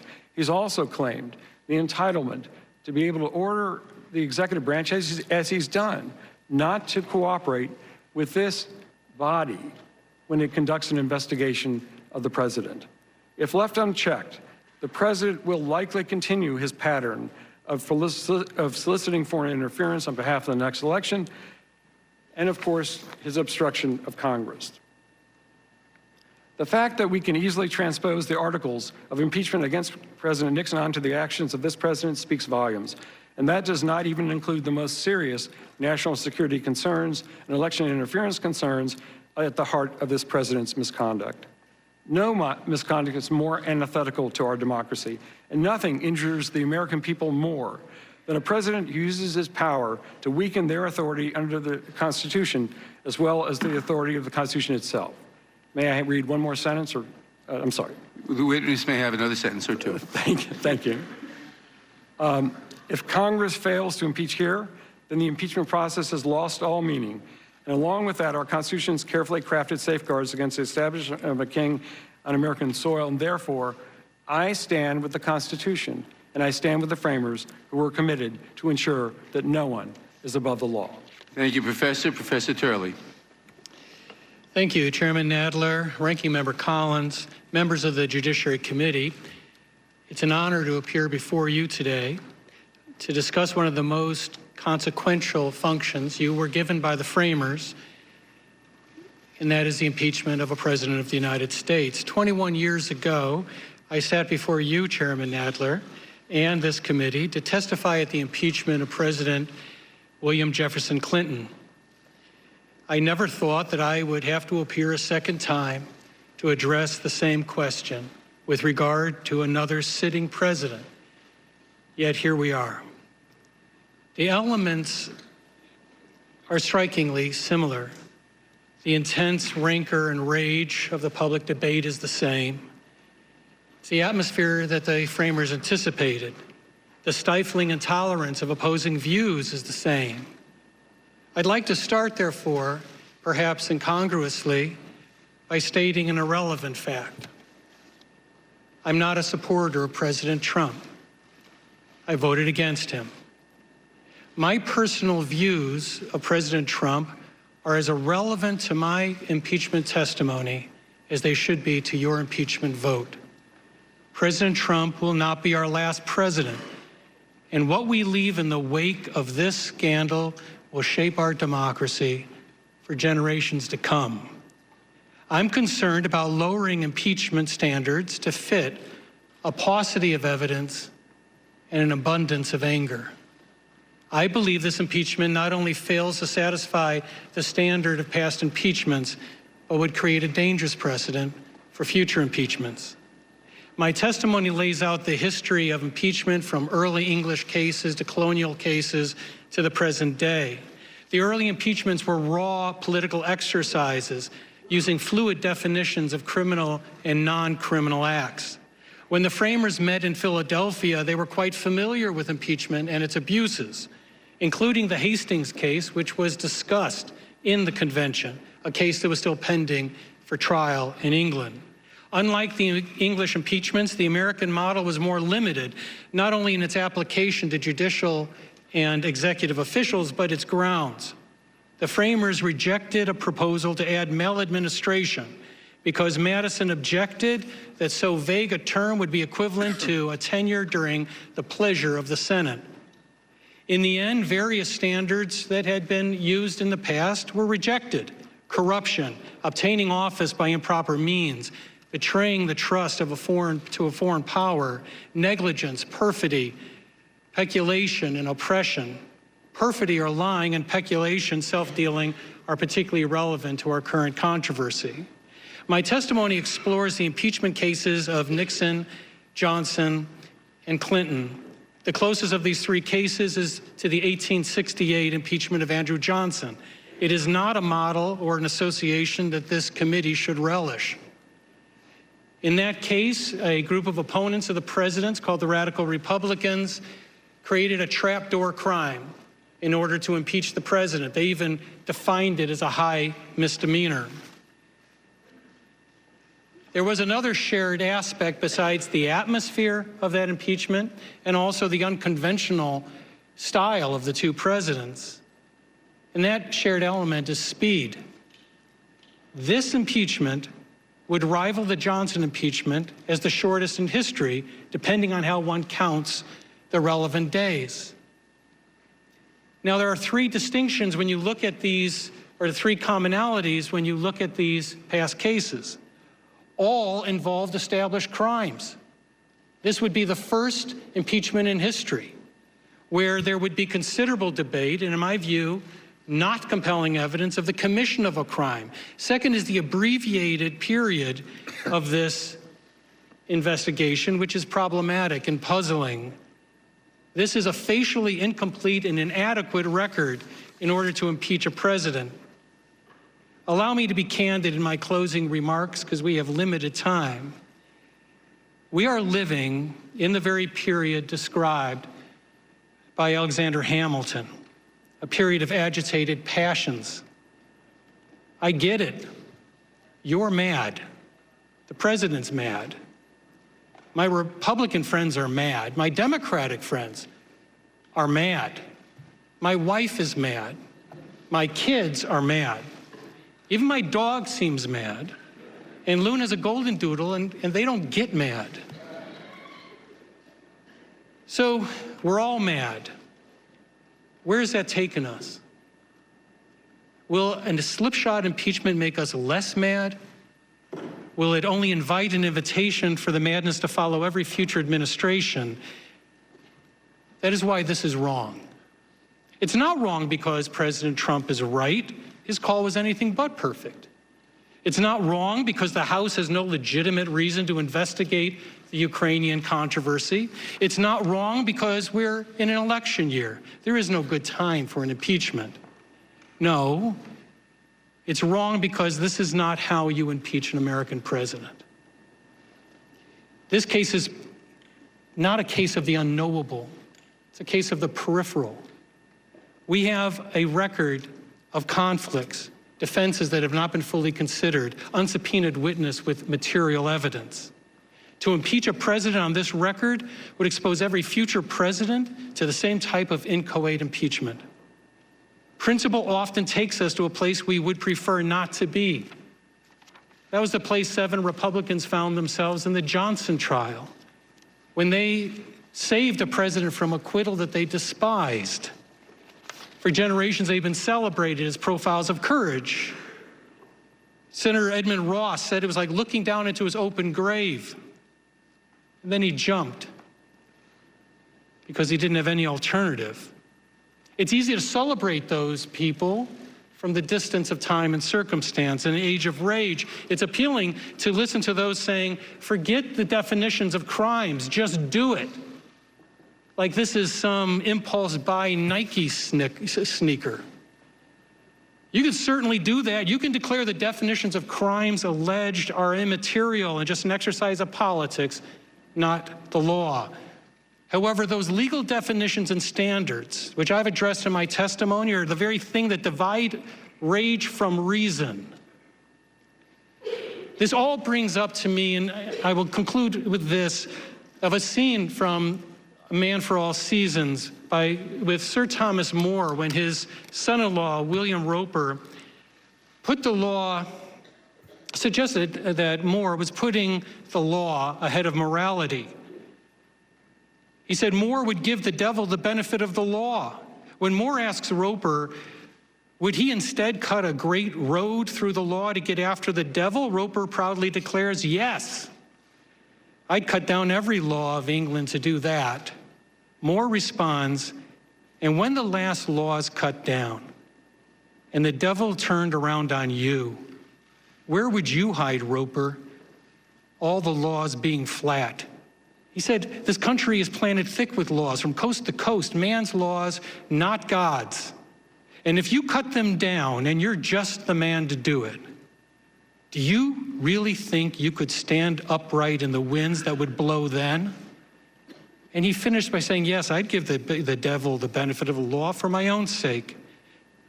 So I will conclude with this. Both sides of this controversy have demonized the other to justify any measure in their defense, much like Roper. Perhaps that's the saddest part of all of this. We have forgotten the common article of faith that binds each of us to each other in our Constitution. However, before we cut down the trees so carefully planted by the framers, I hope you will consider what you will do when the wind blows again, perhaps for a Democratic president. Where will you stand then when all the laws being flat? Thank you again for the honor of testifying today, and I'd be happy to answer any questions. I thank the witnesses. Mr. Chairman, I seek recognition. Who seeks recognition? Me, Mr. Chairman. For what purpose does the gentleman seek recognition? Mr. Chairman, I have a motion pursuant to Rule 11, specifically 2K6. I move to subpoena the individual commonly referred to as the whistleblower. I asked to do this in executive session. The gentleman has stated his motion. Do I hear a motion to table? I move to table the motion. Motion is to table. All in favor say aye. Aye. Opposed, no? No. Mr. Chairman, roll call vote. Motion to table is approved. The roll call is requested. The clerk will call the roll. Mr. Nadler? Aye. In here right Mr. there, Nadler another vote now on whether or not to subpoena the whistleblower. Of course, the Democrats have the votes to deny this as well. I want to go to Terry Moran. Terry, we've just been witness to about 40 minutes of a constitutional law seminar. That's right, and it was based in history and in practice, but also in personal opinion. You could feel the heat coming out of law professor Pamela Karlan of Stanford University. She took umbrage at a comment by the ranking Republican that this was an impeachment heading without facts, without evidence. But she also really went at the committee in general, saying that this president must be impeached. Jonathan Turley offering a counter there. And what we see here is the Republican strategy, sand in the gears. I'm old enough to remember when I was a kid watching the Watergate era Judiciary Committee debating the impeachment of Richard Nixon. They were sharply divided. Republicans for Nixon, Democrats against. But there was a deep respect for the process that wasn't about sand in the gears, that was about doing the duty that the committee has under the Constitution and the rules of the House. This is a very different approach by Republicans. Yeah, and that gets back to a statement that Chairman Nadler, Kate Shaw, made in his opening statement, where he talked about the participation of other presidents in impeachment hearings, even drawing out that example of President Clinton turning over his blood to the impeachment committee, and the President Trump not even giving over a document. Right. So I think that both Nadler in his opening and the witness testimony, in particular the Gerhardt testimony, makes clear that other presidents have resisted these requests. Other presidents may have engaged in obstruction of Congress, but this president's level of obstruction is totally unprecedented.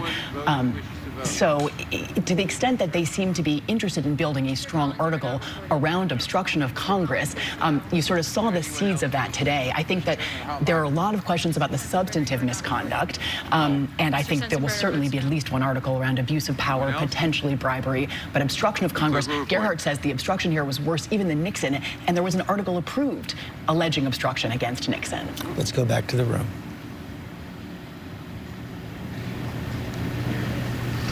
We're going to have questioning now from the committee counsels. For the Democrats, that's Norm Eisen. He's a former ambassador to the Czech Republic. He was also the ethics counsel in the Obama White House.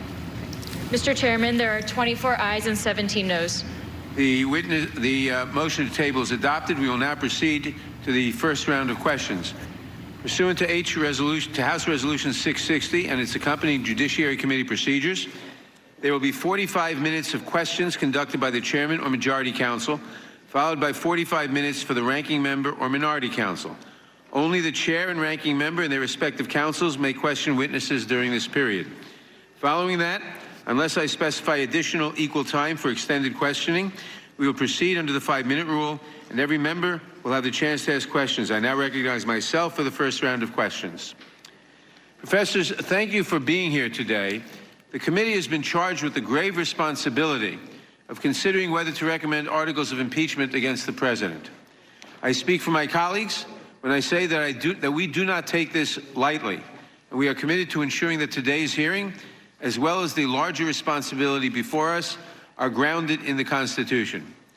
The Intelligence Committee's report concluded that the president pressured a foreign leader to interfere in our elections by initiating and denouncing investigations into President Trump's political adversaries.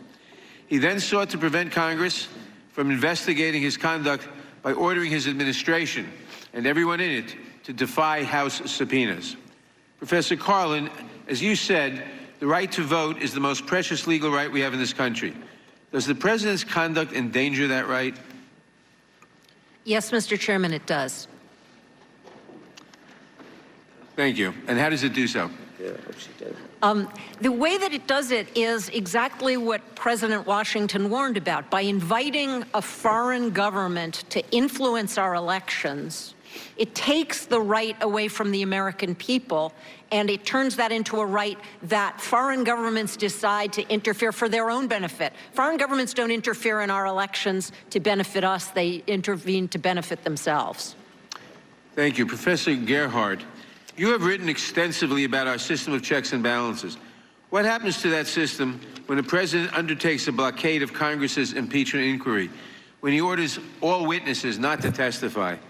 And what is our recourse? When a president does that, separation of powers means nothing. The subpoenas that have been issued, of course, are lawful orders.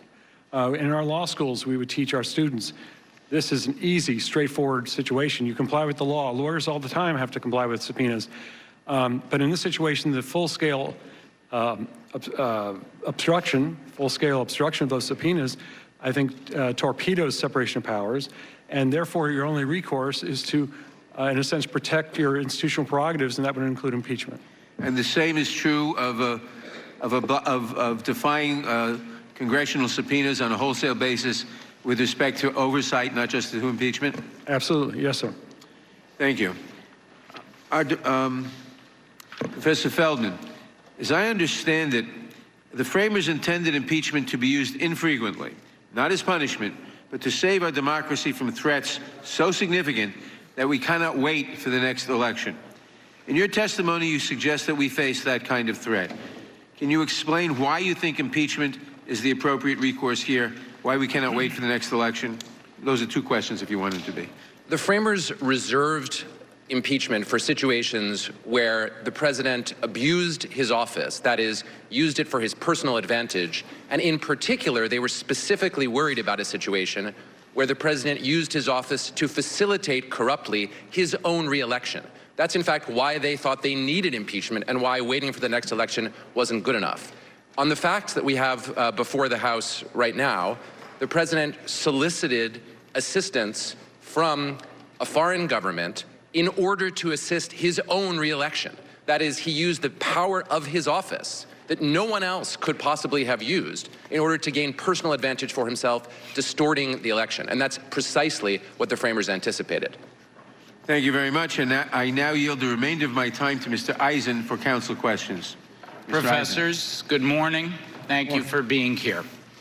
I want to ask you some questions about the following high crimes and misdemeanors that were mentioned in the opening statements: abuse of power and bribery, obstruction of Congress, and obstruction of justice. Professor Feldman, what is abuse of power? Abuse of power is when the president uses his office, takes an action that is part of the presidency, not to serve the public interest, but to serve his private benefit. And in particular, it's an abuse of power if he does it to facilitate his re-election or to gain an advantage that is not available to anyone who is not the president. Sir, why is that impeachable conduct? If the president uses his office for personal gain, the only recourse available under the Constitution is for him to be impeached, because the president cannot be, as a practical matter, charged criminally while he is in office, because the Department of Justice works for the president. So the only mechanism available for a president who tries to distort the electoral process for personal gain is to impeach him. That is why we have impeachment. Professor Carlin, do scholars of impeachment generally agree that abuse of power is an impeachable offense? Yes, they do. Professor Gerhardt, do you agree that abuse of power is impeachable? Yes, sir. I'd like to focus the panel on the evidence they considered and the findings in the Intelligence Committee report that the president solicited the interference of a foreign government, Ukraine, in the 2020 U.S. presidential election. Professor Feldman, did President Trump commit the impeachable high crime and misdemeanor of abuse of power based on that evidence and those findings? Based on that evidence and those findings, the president did commit an impeachable abuse of office. Professor Carlin, same question. Same answer. And Professor Gerhardt, did President Trump commit the impeachable high crime and misdemeanor of abuse of power? We three are unanimous. Yes. Professor Feldman, I'd like to quickly look at the evidence and the report. On July 25th, President Trump told the president of Ukraine, and I quote, "I would like you to do us a favor, though." And he asked about looking into the Bidens. Was the memorandum of that call relevant to your opinion that the president committed abuse of power? The memorandum of that call between the two presidents is absolutely crucial to the determination, to my determination, that the president abused his office. And did you consider the findings of fact that the Intelligence Committee made, including that, and again, I quote, "The president withheld official acts of value to Ukraine and conditioned their fulfillment on actions by Ukraine that would benefit his personal political interests"? Yes, in making the determination that the president committed an impeachable offense, I relied on the evidence that was before the House and the testimony, and then when this report was issued, I continued to rely on that. Sir, did you review the following testimony from our ambassador to Ukraine, Ambassador William Taylor? To withhold that assistance for no good reason other than help with the political campaign made no sense. It was counterproductive to all of what we had been trying to do. It was illogical. It could not be explained. It was crazy. Yes, that evidence underscored the way that the president's actions undercut national security.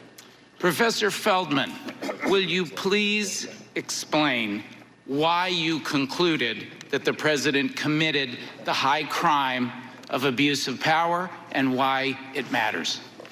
The abuse of power occurs when the president uses his office for personal advantage or gain.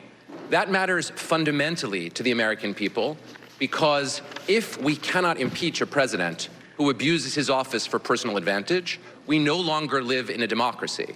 We live in a monarchy or we live under a dictatorship. That's why the framers created the possibility of impeachment. Now, Professor Carlin, this high crime and misdemeanor of abuse of power, was it some kind of loose or undefined concept to the founders of our country and the framers of our Constitution? No, I don't think it was it was a loose concept at all. It had a long lineage in the common law in England of parliamentary impeachments of lower level officers. Obviously, they had not talked about impeaching, as you've heard earlier, the king or the like. And can you share a little bit about that lineage, please? Yes. So the Parliament in England impeached officers of the Crown when those people abused their power. And if I could give you one example that might be a little helpful here, right after the restoration of the kingship in England, there was an impeachment, and when they impeached somebody, they had to say what were they impeaching him for. So sometimes it would be, we're impeaching him for treason or the like, and sometimes they would use the phrase high crime or misdemeanor. And there was an impeachment of Viscount Mordaunt, which is a great name to have, but Viscount Mordaunt, and he was impeached because he was the sheriff of Windsor, and as the parliamentary election was coming up, he arrested William Taylor, and I just want to read to you from the article of impeachment in front of the House of Commons, because it's so telling. Here's what Article 1 of the impeachment said. It said, understanding that one William Taylor did intend to stand for the election of one of the burgesses of the borough of Windsor to serve in this present parliament. In other words, he was running as a member of parliament. This is what Viscount Morden did. To disparage and prevent the free election of the said William Taylor and strike a terror into those of the said borough which should give their voices for him and deprive them of the freedom of their voices at the election, Viscount Morden did command and cause the said William Taylor to be forcibly, illegally, and arbitrarily seized upon by soldiers, and then he detained him. In other words, he went after a political opponent, and that was a high crime or misdemeanor to use your office to go after a political opponent. Now, Professor Gerhardt, does a high crime and misdemeanor require an actual statutory crime? No, it plainly does not. Everything we know about the history of impeachment reinforces the conclusion that impeachable offenses do not have to be crimes, and again, not all crimes are impeachable offenses. We look at, again, at the context and gravity of the misconduct. And Professor Turley, you recently wrote in the Wall Street Journal, and I quote, "There is much that is worthy of investigation in the Ukraine scandal, and it is true that impeachment doesn't require a crime." That's true, but I also added an important caveat. First of all, sir, it was a yes or a no question. Did you write in the Wall Street Journal, "There is much that is worthy of investigation in the Ukraine scandal, and it is true that impeachment does not require a crime"? Is that an accurate quote, sir? You've read it well. So, Professors Feldman, Carlin, and Gerhardt, you have identified that on the evidence here, there is an impeachable act, a high crime and misdemeanor of abuse of power, correct? Correct. Yes. Yes. And Professor Feldman, what does the Constitution say is the responsibility of the House of Representatives in dealing with presidential high crimes and misdemeanors like abuse of power? The Constitution gives the House of Representatives the sole power of impeachment. That means the House has the right and the responsibility to investigate presidential misconduct and, where appropriate, to create and pass articles of impeachment. And Professor Carlin, what does that responsibility mean for this committee with respect to President Trump's abuse of power?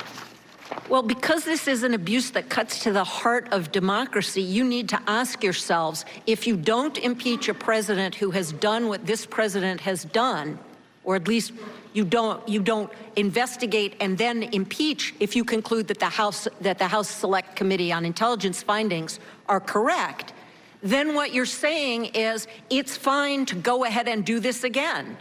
And I think that as in the report that came out last night, the report talks about the clear and present danger to the election system, and it's your responsibility to make sure that all Americans get to vote in a free and fair election next November. Professor Carlin, I'd like to direct you to the words in the Constitution, other high crimes and misdemeanors. We're still going to talk about abuse of power. Can I ask, did the Constitution spell out every other high crime and misdemeanor? No, it did not. Please. In part because they recognized that the inventiveness of man and the likelihood that this Constitution would endure for generations meant they couldn't list all of the crimes that might be committed. They couldn't imagine an abuse of power, for example, that involved burglarizing and stealing computer files from an adversary, because they couldn't have imagined computers. They couldn't necessarily have imagined wiretapping, because we had no wires in 1789. So what they did is they put in a phrase that the English had used and that had adapted over a period of centuries to take into account that the idea of high crimes and misdemeanors is to get at things that people in office use to strike at the very heart of our democracy. And Professor, in your written testimony, you mentioned 2 additional aspects of high crimes and misdemeanors besides abuse of power. You talked about betrayal of the national interest, betrayal of the national interest, and corruption of the electoral process. Can you say a little bit more about what the framers' concerns were about corruption of elections and betrayal of the national interest involving foreign powers, and how they come into play here? Sure. So let me start with the framers and what they were concerned with, and then bring it up to date, because I think there's some modern stuff as well that's important. So the framers were very worried that elections could be corrupted. They could be corrupted in a variety of different ways, and they spent a lot of time trying to design an election system that wouldn't be subject to that kind of corruption.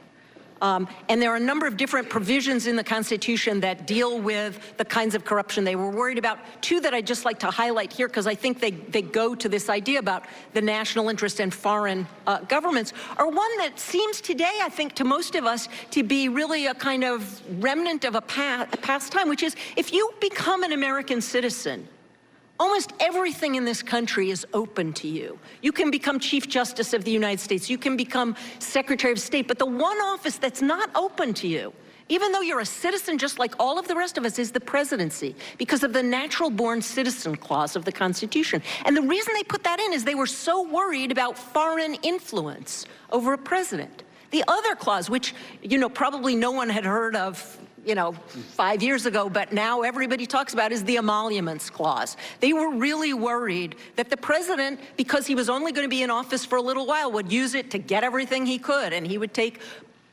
gifts from foreign countries, not even necessarily bribes, but just gifts, and they were worried about that as well. So they were very concerned about those elections.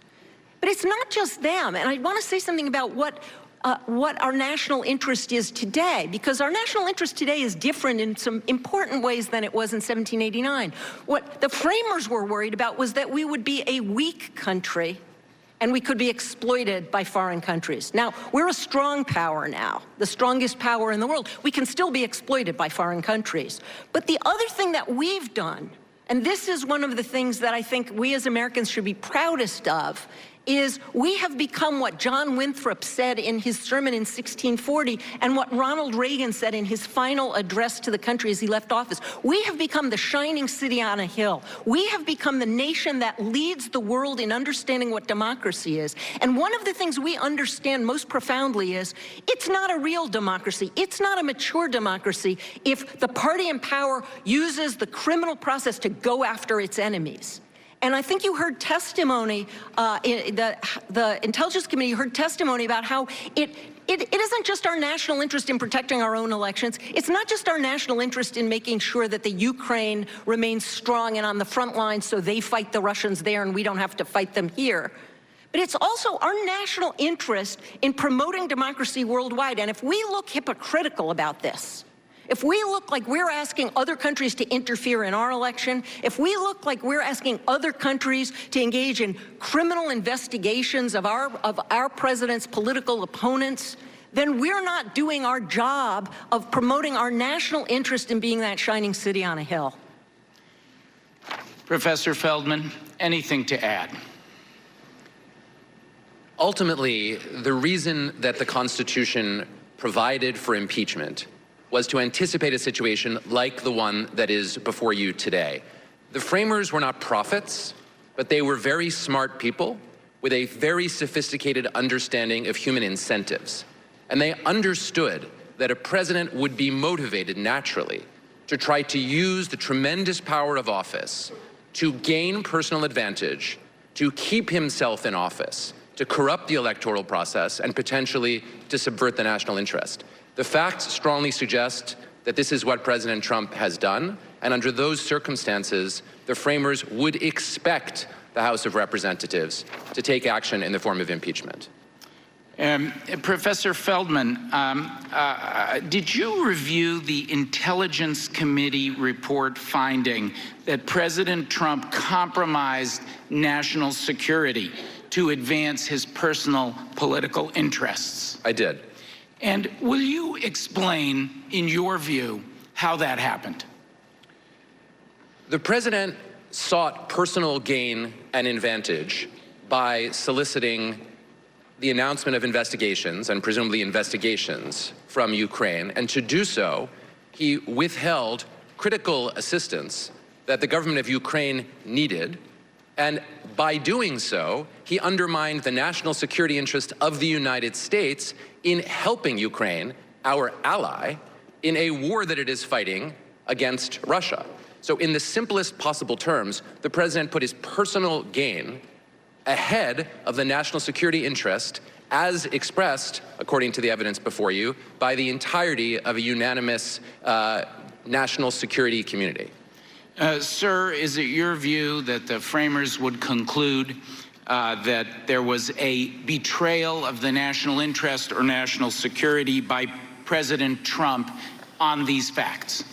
In my view, if the framers were aware that a president of the United States had put his personal gain and interest ahead of the national security of the United States by conditioning aid to a crucial ally that's in the midst of a war on investigations aimed at his own personal gain, they would certainly conclude that that was an abuse of the office of the presidency, and they would conclude that that conduct was impeachable under the Constitution. Professor Gerhardt, what are your thoughts on the abuse of power, betrayal of national security or national interest, and the corruption of elections, sir? Well, I have a lot of thoughts. One of them is that what we haven't mentioned yet and brought into this conversation is the fact that the impeachment power requires this committee, this House, to be able to investigate presidential misconduct. And if a president can block an investigation, undermine it, stop it, then the impeachment power itself, as a check against misconduct, is undermined completely. Professor Carlin, can you have an impeachable offense of abuse of power that is supported by considerations of a president's betrayal of the national interest or national security and by corruption of elections? Yes, you can. And do we have that here, ma'am? Based on the evidence that I've seen, which is reviewing the transcripts of the 12 witnesses who testified, looking at the call readout, looking at some of the president's other statements, looking at the statement by Mr. Mulvaney and the like, yes, we do. And Professor Feldman, do you agree? Yes. Professor Gerhardt? Yes, I do. Professor Carlin, we've been talking about the category of other high crimes and misdemeanors, like abuse of power. But there are some additional high crimes and misdemeanors that are specifically identified in the text of the Constitution, correct? Yes, that's true. What are they? Treason and bribery. Do President Trump's demands on Ukraine also establish the high crime of bribery? Yes, they do. Can you explain why, please? Sure. So the high crime or misdemeanor of bribery, I think it's important to distinguish that from whatever the U.S. Code calls bribery today. And the reason for this, in part, is because Thank you. in 1789, when the framers were writing the Constitution, there was no federal criminal code. The first bribery statutes that the United States Congress passed would not have reached a president at all, because the first one was just about customs officials. And the second one was only about judges. So it wasn't until, 60 years or so after the Constitution was ratified that we had any federal crime of bribery at all. So when they say explicitly in the Constitution that the president can be impeached and removed from office for bribery, they weren't referring to a statute. And I will say, I'm not an expert on substantive federal criminal law. All I will say here is the bribery statute is a very complicated statute. So what they were thinking about was bribery as it was understood in the 18th century, based on the common law up until that point. And that understanding was an understanding that someone, and generally even then it was mostly talking about a judge. It wasn't talking about a president, because there was no president before that. It wasn't talking about the king, because the king could do no wrong. But what they were understanding then was the idea that when you took private benefits, or when you asked for private benefits, in return for an official act, or somebody gave them to you to influence an official act, that was bribery. And so we have constitutional bribery here, the high crime and misdemeanor of constitutional bribery against President Trump. If you conclude that he asked for the investigation of Vice President Biden and his son for political reasons, that is to aid his reelection, then yes, you have bribery here. And informing that opinion, did you review the memorandum of the president's telephone call with the Ukrainian president, the one where President Trump asked, "I would like you to do us a favor, though," and also asked about looking into his U.S. political opponents? Yes, I did rely on that. And did you consider the following testimony from our ambassador to the European Union, Ambassador Sondland? Was there a quid pro quo? As I testified previously, with regard to the requested White House call and the White House meeting, the answer is yes. Everyone was in the loop. Did you consider that, Professor? I did consider that, yes. And did you also consider the findings of fact that the Intelligence Committee made, including that, and I quote from finding of fact number 5, the president withheld official acts of value to Ukraine and conditioned their fulfillment on actions by Ukraine that would benefit his personal political interests? I did rely on that. In addition, because as I've already testified, I read the witnesses, the transcripts of all of the witnesses and the like. I relied on testimony from Ambassador Sondland and testimony from Mr. Morrison, testimony from Lieutenant Colonel Vindman, testimony for Ambassador Taylor. I relied on the fact that when, I think it was Ambassador Taylor, but I may be getting which one of these people wrong, sent the cable that said, you know, it's crazy to hold this up based on domestic political concern. No one wrote back and said, that's not why we're doing it. I relied on what Mr. Mulvaney said in his press conference. So there were, you know, there's a lot to suggest here that this is about political benefit. And if I don't know if I can talk about another piece of Ambassador Sondland's testimony now, or I should wait. Tell me. Please talk about it. So I want to just point to what I consider to be the most striking example of this, and the most, you know, I spent all of Thanksgiving vacation sitting there reading these transcripts. I didn't, you know, I ate like a turkey that came to us in the mail that was already cooked, because I was spending my time doing this. And the most chilling line for me of the entire process was the following. Ambassador Sondland said he had to announce the investigations. He's talking about President Zelensky. He had to announce the investigations. He didn't actually have to do them, as I understood it. And then he said, I never heard, Mr. Goldman, anyone say that the investigations had to start or had to be completed. The only thing I heard from Mr. Giuliani or otherwise was they had to be announced in some form.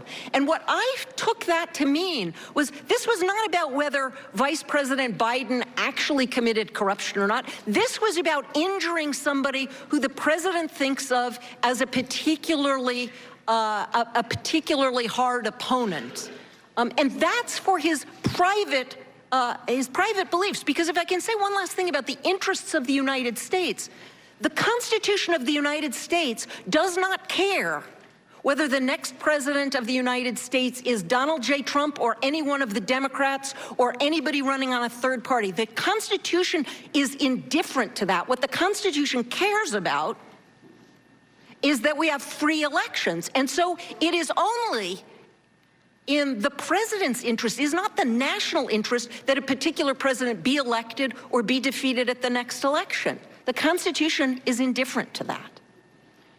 Professor Feldman, any thoughts on the subject of the high crime and misdemeanor of bribery and the evidence that Professor Carlin laid out?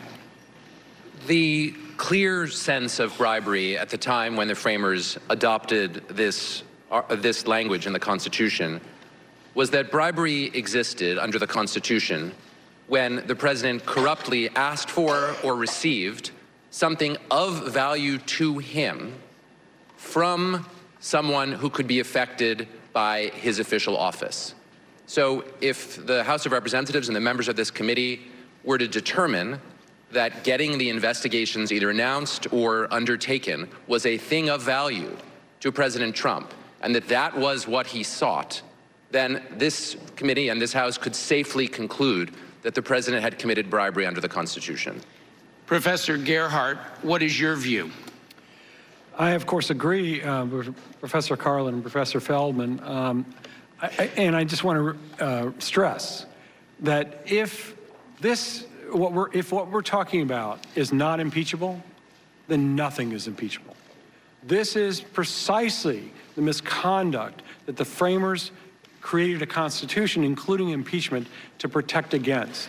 And if there's no action, if Congress concludes they're going to give a pass to the president here, as Professor Carlin suggested earlier, every other president will say, okay, then I can do the same thing, and the boundaries will just evaporate. And those boundaries are set up by the Constitution, and we may be witnessing, unfortunately, their erosion. And that is a danger to all of us. And what can this committee and the House of Representatives do, sir, to defend those boundaries and to protect against that erosion? Precisely what you're doing. Does it matter? I'll ask all the panelists. Does it matter to impeachment that the $391 million, U.S. taxpayer dollars, in military assistance that the president withheld was ultimately delivered? Professor Feldman, does that matter to the question of impeachment? No, it does not. If the President of the United States attempts to abuse his office, that is a complete impeachable offense. The possibility that the President might get caught in the process of attempting to abuse his office and then not be able to pull it off does not undercut in any way the impeachability of the act. If you'll pardon a comparison, President Nixon was subject to articles of impeachment preferred by this committee for attempting to cover up the Watergate break-in. The fact that President Nixon was not ultimately successful in covering up the break-in was not grounds for not impeaching him. The attempt itself is the impeachable act. Professor Carlin, does it matter to impeachment that the unfounded investigations the president sought were ultimately never announced? No, it doesn't. And if I could give an example that I think shows why soliciting is enough. Imagine that you were pulled over for speeding by a police officer, and the officer comes up to the window and says, you were speeding, but if you give me 20 bucks, I'll drop the ticket. And you look in your wallet and you say to the officer, I don't have the 20 bucks. And the officer says, okay, well, just go ahead, have a nice day. The officer would still be guilty of soliciting a bribe there, even though he ultimately let you off without your paying. Soliciting itself is the impeachable offense, regardless whether the other person comes up with it. So imagine that the president had said, will you do us a favor, will you investigate Joe Biden? And the president of Ukraine said, you know what? No, I won't, because we've already looked into this and it's totally baseless. The president would still have committed an impeachable act, even if he had been refused right there on the phone. So I don't see why the ultimate decision has anything to do with the president's impeachable conduct. What's the danger if Congress does not respond to that attempt? Well, we've already seen a little bit of it, which is he gets out on the White House lawn and says, China, I think you should investigate Joe Biden. Professor Gerhardt, your view? I certainly would agree with what's been said. One of the things to understand from the history of impeachment is everybody who's impeached has failed. They failed to get what they wanted. And what they wanted was not just to do what they did, but to get away with it. And the point of impeachment is, it's made possible through investigation, is to is to catch that person, charge that person, and ultimately remove that person from office. But impeachments are always focusing on somebody who didn't quite get as far as they wanted to. It's as if, nobody's better than Professor Carlin at hypotheticals, but I'll dare to raise yet another one. Imagine a bank robbery, and the police come, and the person's in the middle of bank robbery, and the person then drops the money and says, I'm going to leave without the money. Everybody understands that's robbery. I mean, that's burglary. I'll get it right. Yeah. And in this situation, we've got somebody really caught in the middle of it, and that doesn't excuse the person from the consequences. Professors, we've talked about abuse of power and bribery. When we started, we said we would also discuss obstruction of Congress. So I'd like to ask you some questions about obstruction of Congress. Professor Gerhardt, in your view, is there enough evidence here to charge President Trump with the high crime and misdemeanor of obstruction of Congress? I think there's more than enough. As I mentioned in my statement, just to really underscore this, the third article of impeachment approved by the House Judiciary Committee against President Nixon charged him with misconduct because he had failed to comply with 4 legislative subpoenas. Here it is far more than 4 that this president has failed to comply with, and he's ordered the executive branch as well not to cooperate with Congress. Those, together with a lot of other evidence, suggest obstruction of Congress. Professor Carlin, do you agree? I'm a scholar of the law of democracy. So as a citizen, I agree with what Professor Gerhardt said. As an expert, my limitation is that I'm a scholar of the law of democracy. I'm not a scholar of obstruction of justice or obstruction of Congress. We will accept your opinion as a citizen. Professor Feldman. The obstruction of Congress is a problem because it undermines the basic principle of the Constitution. If you're going to have 3 branches of government, each of the branches has to be able to do its job.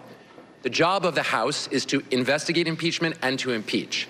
A president who says, as this president did say, I will not cooperate in any way, shape, or form with your process, robs a coordinate branch of government. He robs the House of Representatives of its basic constitutional power of impeachment.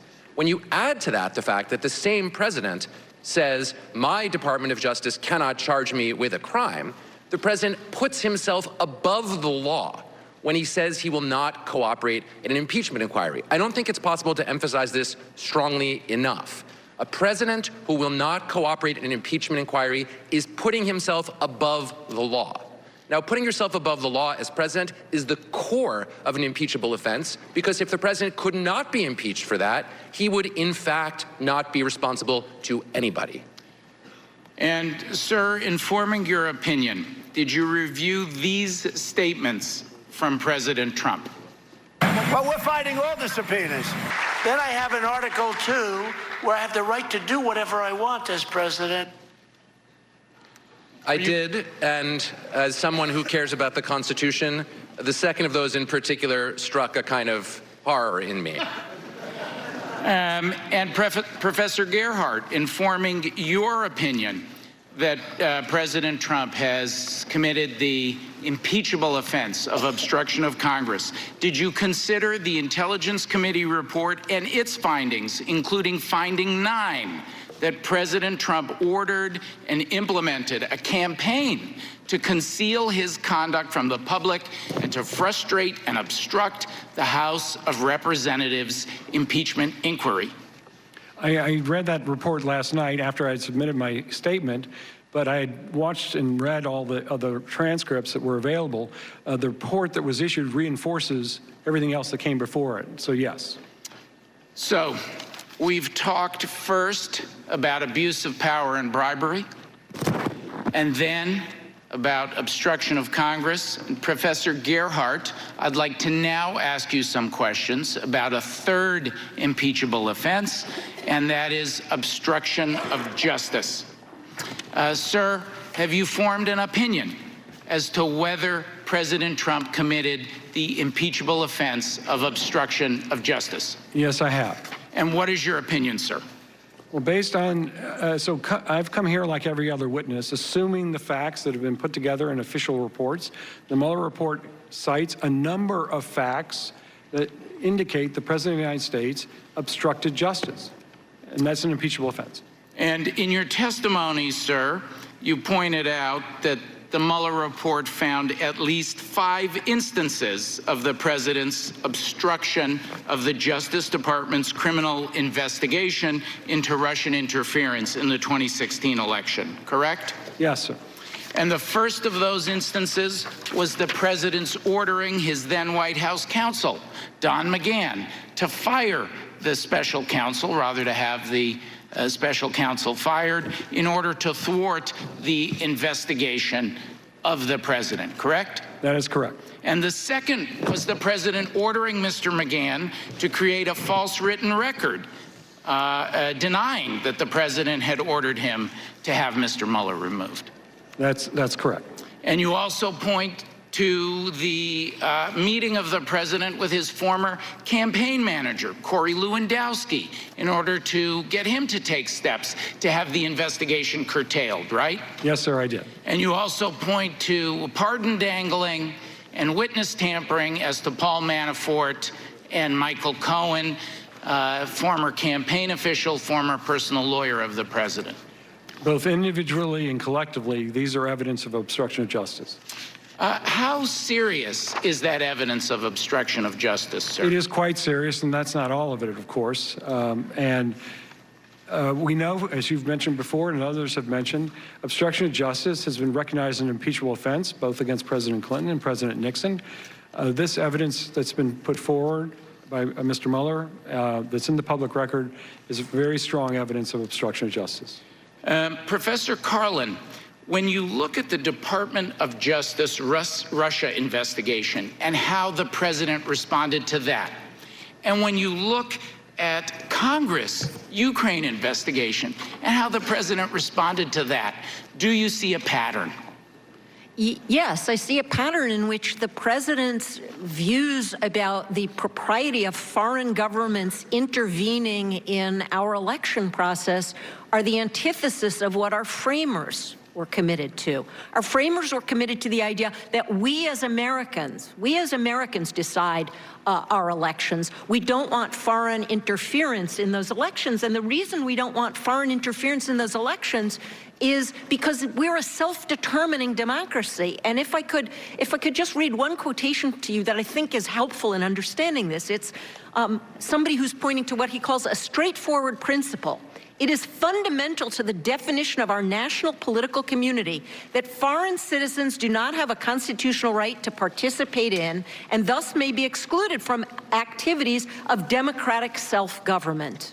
And the person who wrote those words is now Justice Brett Kavanaugh in upholding the constitutionality of a federal statute that denies foreign citizens the right to participate in our elections by spending money on electioneering or by giving money to PACs. They have long been forbidden to give contributions to candidates. And the reason for that is because that denies us our right to self-government. And then Judge, now Justice Brett Kavanaugh, was so correct in seeing this that the Supreme Court, which, as you know, has taken campaign finance case after campaign finance case to talk about the First Amendment, summarily affirmed here. That is, they didn't even need to hear argument to know that it's constitutional to keep foreigners out of our election process. Professor Feldman, you were somewhat of an impeachment skeptic at the time of the release of the Mueller report, were you not? I was. What's changed for you, sir? What changed for me was the revelation of the July 25th call and then the evidence that emerged subsequently of the President of the United States, in a format where he was heard by others and now known to the whole public, openly abused his office by seeking a personal advantage in order to get himself reelected and act against the national security of the United States. And that is precisely the situation that the framers anticipated. It's very unusual for the framers' predictions to come true that precisely, and when they do, we have to ask ourselves, someday we will no longer be alive, and we'll go wherever it is we go, the good place or the other place, and we may meet there, Madison and Hamilton, And they will ask us, when the President of the United States acted to corrupt the structure of the Republic, what did you do? And our answer to that question must be that we followed the guidance of the framers, and it must be that if the evidence supports that conclusion, that the House of Representatives moves to impeach him. Thank you. I yield my time back to the chairman. And my time has expired. I yield back. Before I recognize the ranking member for his first round of questions, the committee will stand in a 10-minute humanitarian recess. I ask everyone in the room to please remain seated and quiet while the witnesses exit the room. I also want to announce to those in the audience that you may not be guaranteed your seat if you leave the hearing room at this time. Good luck. And once the witnesses have left the hearing room, at this time, the committee will stand in a short recess. A little housekeeping there from Chairman Gerald Nadler as he gavels the committee into a recess, a 10-minute recess after 45 minutes of questioning from the chairman and his counsel, Norm Eisen. 45 minutes of questioning that included just one question to the witness chosen by the Republicans, Jonathan Turley of George Washington University. The bulk of the questions going to the 3 Democratic witnesses. A very methodical case laid out there by counsel Eisen, trying to show that that President Trump committed abuse of power, bribery, and obstruction of justice. And Dan Abrams, let me bring you in on this, because you did see a very clear strategy there by Norm Eisen, taking the witness testimony, sometimes actual video from the last couple of weeks, other times text, and having the constitutional law professors say how this evidence, how these facts fit what the founders meant by impeachment. Absolutely. Look, this is more powerful than I expected it to be. I expected today to be a constitutional lecture. And the truth is, this is the first time we have heard anyone who is sitting there in those seats in Congress as witnesses, et cetera, specifically lay out the case against the president. I mean, up to this point, we've heard witnesses, right? We've heard witnesses say, this is what I saw, this is what I heard. The witness is trying to be very careful not to overstep. Chairman Schiff last week saying, I'm not making a final Exactly. judgment. And even after he handed in his report yesterday, Chairman Schiff still not saying, and these are the impeachable offenses. For the first time, you are now hearing witnesses say, this is what is impeachable and this is why. These are the first arguments. And so with that witness testimony interspersed into it, I think it has become more powerful, and we'll see if it has any influence, but more powerful than I had expected it would be. And Kate Shaw, clearly the Republicans are going to have their chance to respond in the next 45 minutes. I was struck by the Democratic witnesses who go even farther than saying, yes, you could impeach him. They're saying you have a duty to impeach. Yeah, you know, they're describing something like the framers' worst nightmare, right? When they drafted these impeachment clauses in the Constitution, they were worried about foreign interference, they were worried about corruption and self-dealing, they were worried about trying to entrench yourself into power, maybe interference in an election. They say it's very rare you have all of those things collide in a single sequence of events the way you have here. And I agree, they went further than I expected, both in their written statements and in their testimony, in suggesting something like a duty to move forward with impeaching, not just, you know, the constitutional standards having been satisfied. One of the reasons, David Muir, is they're making the point that the 2020 election itself is at risk. Approaching quickly, George. And in fact, to Kate's point, you heard Professor Gerhardt say that if what you're hearing today is not impeachable, well, then what is impeachable? And that's the big difference in the hearings that we're seeing this morning from the last couple of weeks, is that they're offering judgment. They're offering an analysis of what the American people have seen and helping them to sort of navigate what they heard. I thought Professor Carlin, when she talked about, you know, the turkey in the mail on Thanksgiving and going through all these transcripts, but she said, if I could add what I thought was most damning from Gordon Sondland, and she talked about that point where he said, I had never heard that this investigation actually had to be started and concluded. I had heard that it just had to be announced. And she said, that makes the clear point that this was purely to damage a potentially difficult opponent, perhaps the most difficult opponent through the president's eyes.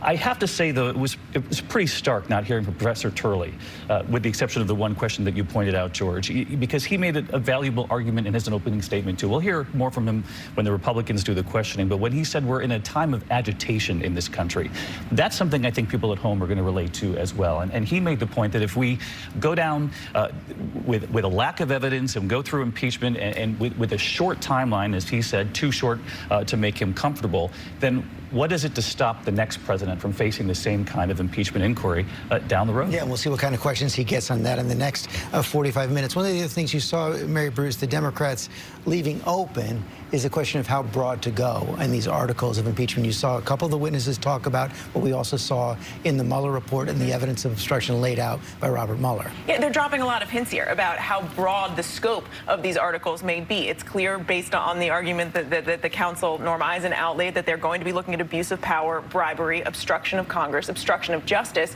And the question then becomes, do they just look at the Ukraine issue, or do they go back and look at possible obstruction of the Mueller investigation as well, which Chairman Nadler left open and seemed to hint at as well in his opening statement. It also strikes me that in the questioning, Norma Eisen was also trying to undercut the central Republican argument here that, well, because this investigation wasn't publicly announced and the aid eventually flowed, then there's really nothing to see here. You saw all of the Democratic witnesses say, well, that's not the case. Simply soliciting is enough to rise to the level. I'm sure that brought our legal experts back to their time in their law school classrooms, all those hypotheticals coming up. Attempted obstruction of justice is a crime. And there's a reason you do hypotheticals in law school, right? It's because they allow you to envision what the law actually means in practice. And that's why hypotheticals exist. And law professors are better at that stuff than anybody at hypotheticals. Professor Carlin owns the hypothetical today. I thought the one example when she said, can you imagine if you had a massive hurricane hit Texas or Louisiana and the president called the governor and said, you can have aid if you do us a favor, if you present damaging information for an opponent before that aid arrived in Louisiana or Texas. And that was the first time a domestic hypothetical has been presented. I thought it was quite effective. She was good at that. Even Professor Gerhardt said she was the champ at that. Pierre Thomas, let me bring you in on this as well. We thought Robert Mueller's testimony had more or less gone away, even though Chairman Nadler was probably for impeachment after the Mueller investigation. He does seem to be trying to bring this back in, and that will put the court cases that would call for the witness testimony of people like Don McGahn, the former White House counsel, front and center as well. That's right, George. That case is playing out in court right now, where the House is trying to force Don McGahn to testify and seeking the court's help in doing so. And you're right, Mueller's testimony sort of ended his investigation with in many people's eyes, a big flop. A lot of people thought that nothing was going to come of it because of it, but you saw the chairman today resurrect the notion that the president tried with great power and fanfare to stop that investigation by asking Don McGahn to fire former Director Mueller and special counsel, and also that he went after McGahn and said, denied the fact that I asked you to do this, and there were a number of other factors as well. And again, this notion of the president attempting to do something and not quite being able to follow through came up again, but again, those attorneys, those law scholars, again saying it's the attempt, not so much the final action that is what is really important here, George. Okay, Chairman Moran, we've been hearing almost entirely from the Democrats for the last hour. I know during this short break, the ranking Republican on the committee, Mr. Collins, Congressman Collins, came out. Any preview of how he's going to handle his questioning? He did, and he also essentially attacked the process, as you've seen. He said two things. He said, first, why aren't there fact witnesses? Why is this what he called an esoteric discussion? He said, with all respect to the constitutional law professors, this doesn't move the needle, this theoretical discussion about what constitutes impeachment. So he said he wants fact witnesses. As you've heard, the Republicans would like to call House Intelligence Committee Chairman Adam Schiff, and maybe Hunter Biden, too, for all we know. We are also hearing from Sheila Jackson-Lee that she believes that this is a hearing which has begun to move the ball down the field toward a vote on impeachment. Collins is clearly part of that movement on the panel right now for Republicans, basically just to throw sand in the gears. But he does make a point. There are a lot of constitutional provisions that you do need constitutional scholars to help you understand. Impeachment, for most voters, probably isn't one of them. Well, they're going to learn a little bit about it this morning if they're watching CC Vega. Also, while these witnesses were testifying, President Trump canceled his press conference, but he did speak before cameras before leaving Europe. Yeah, we've heard the president say repeatedly that he thinks this process of impeachment is helping him and the Republicans, particularly when it comes to 2020. But the reality is, George, the president is furious about this and becoming increasingly livid and worried about the legacy that this will leave for him. And he spoke to reporters traveling with him. He's calling this a joke still. He says that this is an absolute disgrace to our country. And he's questioning, with some pretty strong language, whether Democrats who are doing this love our country. But I do want to play some sound. I think we've got it ready, where he's now complaining about having no representation there today, even though his side was invited and declined the invitation. Let's take a look. It is the most unfair thing that anybody's ever seen. They would have done much better if they gave us equal representation, because the public gets it. But just look at today. Now, I don't think too many people are going to watch because it's going to be boring, all right? In fact, you're here. I guess you're here. We'll supersede it, right? But not a lot of people are going to be watching today. But just think of this. Constitutional lawyers, they get 3 and we get 1. What kind of a deal is that? Now, you don't need a constitutional lawyer because there was nothing done wrong. 0 done wrong. That is the argument Mary Bruce said. It worked for the president during the entire Mueller investigation. He called it a witch hunt. He called it a hoax. He said it was unfair. He said it was rigged. You're seeing exactly the same argument made by the president and his allies on Capitol Hill during this investigation. Yeah, and I think we're going to hear more of that in the next round of questioning. That Republicans on the Hill have been, in lockstep pretty much with the president, saying that this is a sham, this is a hoax, and railing against the process. That becomes more and more difficult when we are now in the phase when the president can have representation, could have sent a lawyer or counsel to this hearing today. They declined. And so they're in a little bit of a tricky spot because they're complaining about the process and yet also not participating at the same time. But they haven't ruled out, of course, possibly engaging in future hearings. But it will be interesting to see how that plays out going forward. And to be clear, Jonathan Turley, who is the expert for the Republicans here, would not characterize this as a joke, right? He would not say this is ridiculous that they're even beginning this process. And as David mentioned before, I think it was a mistake for Eisen not to let Turley talk more, not to question him, and there'll be plenty more opportunities for others, all the members to question him, et cetera. But I think there was an appearance there that he was cutting him off and not letting him speak that gave an appearance of unfairness. But the bottom line is that while Turley does not think there's enough here to convict the president and to successfully impeach, that doesn't mean that he thinks that this is ridiculous, that this whole process is moving forward, because he doesn't. I mean, and it's going to get to one of the questions, Kate, assuming this does eventually get to the floor of the House, you see impeachment eventually does get to a Senate trial where there's a little bit more collaboration in setting the rules. Generally, there has been, at least in the past. Will we see a different kind of process? Will we see new witnesses come forward? Those are the big questions on the table. I think it seems possible that in the Senate we will, potentially including some new witnesses from the president's side. But right, historically it has been the case that the two sides have worked together to craft the procedures in the Senate. That certainly was the case in the Clinton impeachment. We didn't obviously get to the Senate stage in the Nixon impeachment, but that I think there's a decent chance that's the case. One thing I thought was interesting about the witnesses' testimony, just on that kind of bipartisanship point, was they seemed at some places to be trying to strike this nonpartisan note, appealing to general constitutional principles, America's role in promoting the rule of law. You saw Gerhardt sort of saying, this obstruction of Congress issue is not a partisan issue. All of you are members of Congress, whatever party you belong to, and you all should care if the president thinks he can just ignore lawful requests from this body. That is going to cut in different ways depending on who occupies the Oval Office. One of the things you didn't hear, Dan, from Jonathan Turley, at least in his opening statement, is that the president was acting fully within his constitutional rights to do whatever he wants to do with a foreign nation. He even said the call wasn't perfect. He said that straight out. That's a separate question from, is it enough to get impeachment and conviction? And going back to the question about what we're going to see in the Senate, remember, the Republicans, Democrats want to talk about two totally different things. Typically, you have a set of facts, and the question's going to be, is there enough on this set of facts to say this was bad enough to impeach? Here you have the Republicans wanting to have an entirely different conversation about what happened and not even address some of the facts that the Democrats are laying out. And I think that's the challenge here in getting any sort of bipartisan witness list, et cetera. And Terry Moran, that's one of the questions I want to bring to you, and maybe we'll get to this when it gets to the Senate, if it gets to the Senate as well. You haven't seen many Republicans, at least in the House, making the argument that, yeah, perhaps what the president did isn't perfect, but it just doesn't meet that constitutional standard of bribery, of abuse of power. And that is something that you have heard from a few members of the Senate on the Republican side. It sounded like Mitt Romney felt that way, and there may be others. This may be a case where if it was a functioning Senate, a functioning House of Representatives, where the mind of the country might be reflected in a censure, in something short of impeachment and removal from office, something that warrants the condemnation of the Congress because they don't want to see future presidents do the same kind of thing, but some kind of censure.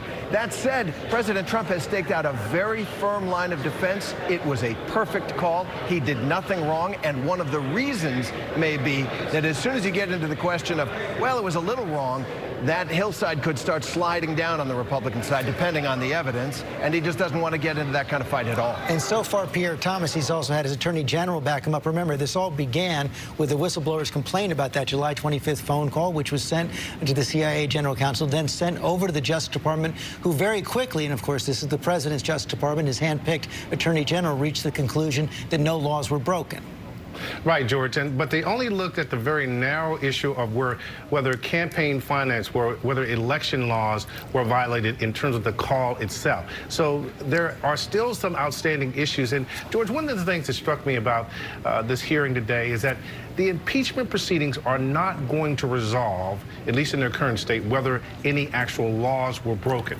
But there is a case percolating in the Southern District of New York where the question of whether laws were broken in connection to this Ukrainian scandal, if you will, or not.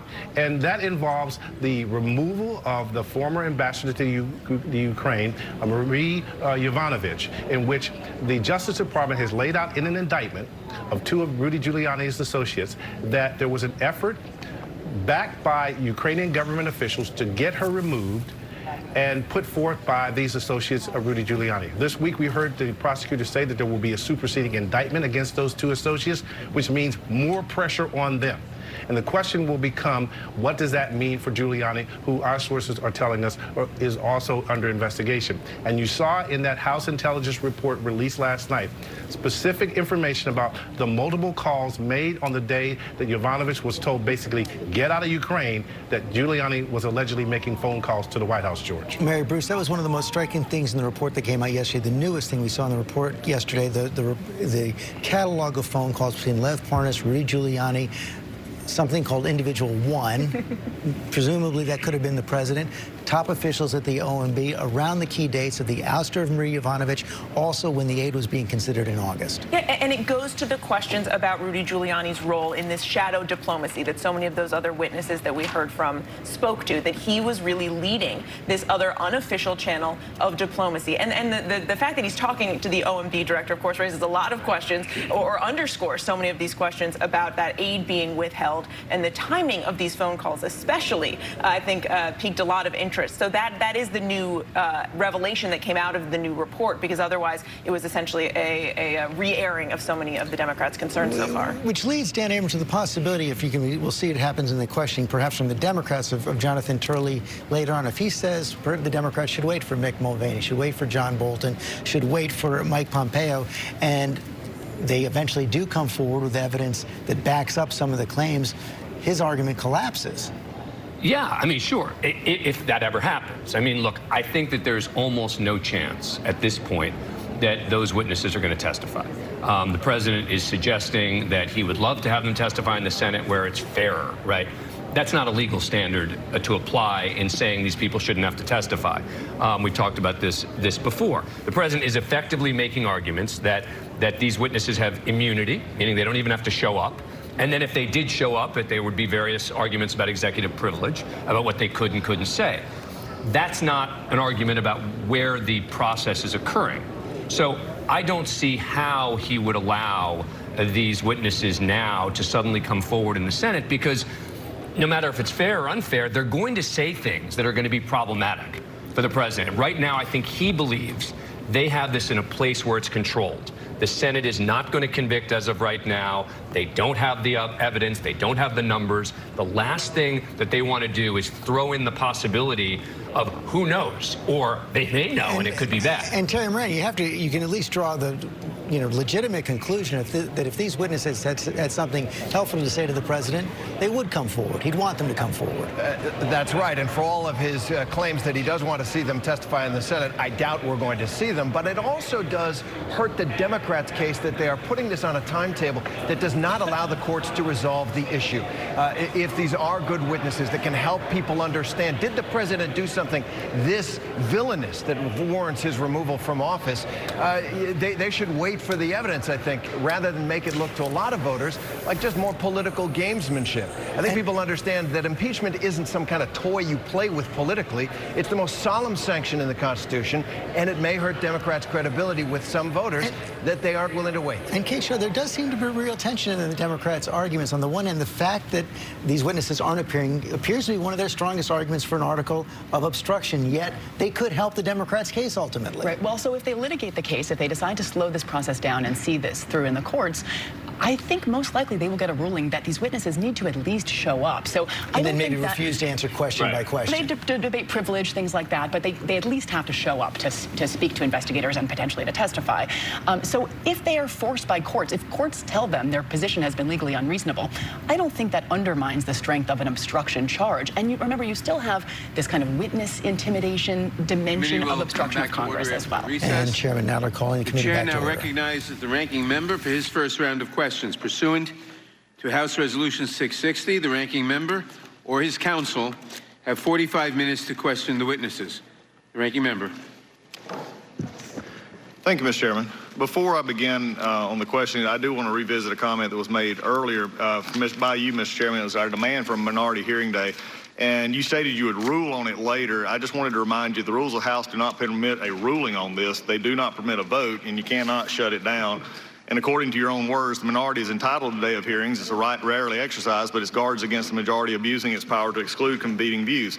Call it the fair and balanced rule. It's not the chairman's right to determine whether we deserve a hearing. It's not the chairman's right to decide whether prior hearings were sufficient. It's not the chairman's right to decide whether or what we say or think is acceptable. It is certainly never the chairman's right to violate the rules in order to interfere with our right to conduct a hearing. And I just commend Mr. Sensenbrenner for bringing that forward and look forward to that scheduled, that you getting that scheduled expeditiously. Moving on. Interesting part, now we hit phase 2. You've had one side, and I have to say it was eloquently argued by not only the counsel and by the witnesses involved, but there is always a phase 2. A phase 2 is what is problematic here. Because as I said in my opening statement, this is would be, and for many, one of the most disputed impeachments on just the facts themselves.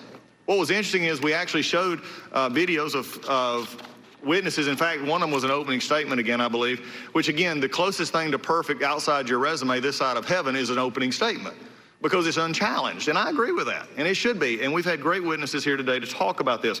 But we didn't talk about anything about Kurt Volker, who said nothing about it. We said nothing about the aid being held up. Morrison, who contradicted Vindman and others. We've not done that, and I don't expect the majority to, because that's not what they're here for. They're not here to give exculpatory evidence, just like the Schiff report gives nothing of exculpatory evidence. And also, there's still evidence being withheld by Adam Schiff that has not come to this committee, and we've still not got any of the underlying stuff that came from that investigation that, according to House H660, we believe we're supposed to get. One being the very important part is the Inspector General, the IC Inspector General, his testimony is still being held. And there's a, quote, secret on it, or they're holding it in classification. Last time I checked, we have plenty of places in this building and other buildings to handle classified information if they still want to do that. But it's being withheld from us. I have to believe now there is a reason it's being withheld, because undoubtedly there's a problem with it. And we'll just have to see as that goes forward. So anybody in the media, anybody watching today, the first 45 minutes and we went through, have painted a very interesting picture. It's painted an interesting picture that goes back many, many years. It paints an interesting picture of picking and choosing which part of the last few weeks we want to talk about, and that's fine because we'll have the rest of the day to go about this. But Professor Turley, you're now well rested. And you got one question you were asked a yes, no on and not given to elaborate, but I'm going to start here. Let's just do this. elaborate, if you would, because you tried to, on the question that was asked to you. And then if there's anything else that you've heard this morning that you would disagree with or have an interest on, I will go ahead and allow you some time to talk. By the way, just for the information, Mr. Chairman, this is the coldest hearing room in the world. And also, for those of you who are worried about I'm uncomfortable, upset, I'm happy as a lark, but this chair is terrible. I mean, it is amazing. But Mr. Early, go ahead. Well, it's a challenge to think of anything I was not able to cover in my robust exchange with Majority Counsel, but I'd like to try. Go right ahead. There's a couple of things I just wanted to highlight. I'm not going to take a great deal of time. I respect my colleagues. I know all of them, and I consider them friends. And I certainly respect what they have said today. We have fundamental disagreements. And I'd like to start with the issue of bribery. The statement has been made, not just by these witnesses, but Chairman Schiff and others, that this is a clear case of bribery. It's not. And Chairman Schiff said that it might not fit today's definition of bribery, but it would fit the definition back in the 18th century. Now, putting aside Mr. Schiff's turn towards originalism, I think that it might come as a relief to him and his supporters that his career will be a short one, that there is not an originalist future in that argument. The bribery theory being put forward is as flawed in the 18th century as it is in this century. The statement that was made by one of my esteemed colleagues is that bribery really wasn't defined until much later. There was no bribery statute, and that is certainly true. But it obviously had a meaning. That's why they put it in this important standard. Bribery was not this overarching concept that Chairman Schiff indicated. Quite to the contrary, the original standard was treason and bribery. That led Mason to object that it was too narrow. If bribery could include any time you did anything for personal interest instead of public interest, if you have this overarching definition, that exchange would have been completely useless. The framers didn't disagree with Mason's view that bribery was too narrow. What they disagreed with was when he suggested maladministration to add to the standard, because he wanted it to be broader. And what James Madison said is that that's too broad, that would essentially create what you might call a vote of no confidence in England. It would basically allow Congress to toss out a president that they did not like. But once again, we're all channeling the intent of the framers, and that's always a dangerous thing to do. The only more dangerous spot to stand in is between Congress and an impeachment as an academic. But I would offer instead the words of the framers themselves. You see, in that exchange, they didn't just say bribery was too narrow. They actually gave an example of bribery, and it was nothing like what was described. When the objection was made by Madison,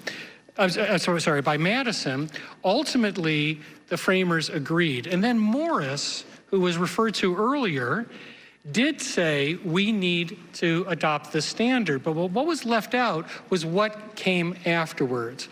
What Morris said is that we need to protect against bribery because we don't want anything like what happened with Louis XIV and Charles II. That is, the example he gave of bribery was accepting actual money as the head of state.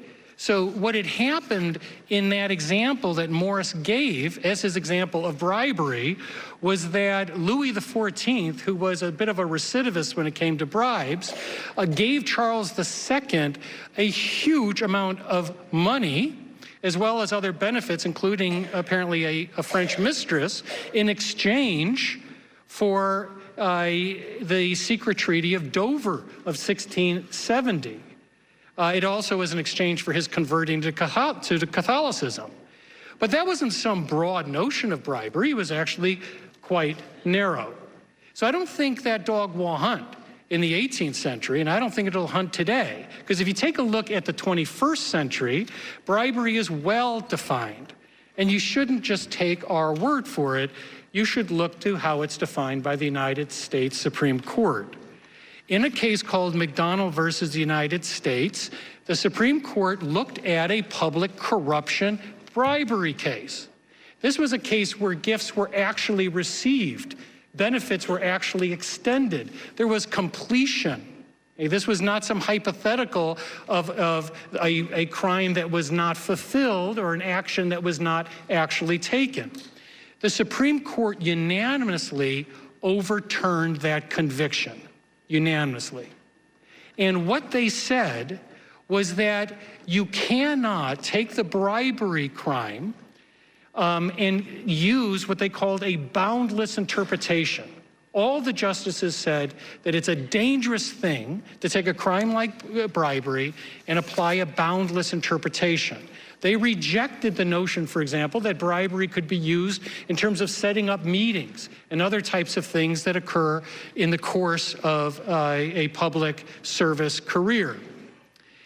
So what I would caution the committee is that these crimes have meaning. It gives me no joy to disagree with my colleagues here, and I really don't have a dog in this fight. But you can't accuse a president of bribery, and then when some of us note that the Supreme Court has rejected your type of boundless interpretation, say, well, it's just impeachment. We really don't have to prove the elements. That's a favorite mantra, that is sort of close enough for jazz.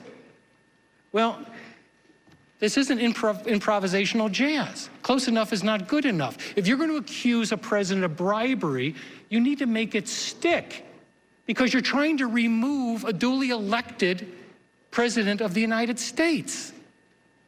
Now, it's unfair to accuse someone of a crime, and when others say, well, those interpretations you're using to define the crime are not valid, and to say they don't have to be valid, because this is impeachment. That has not been the standard historically.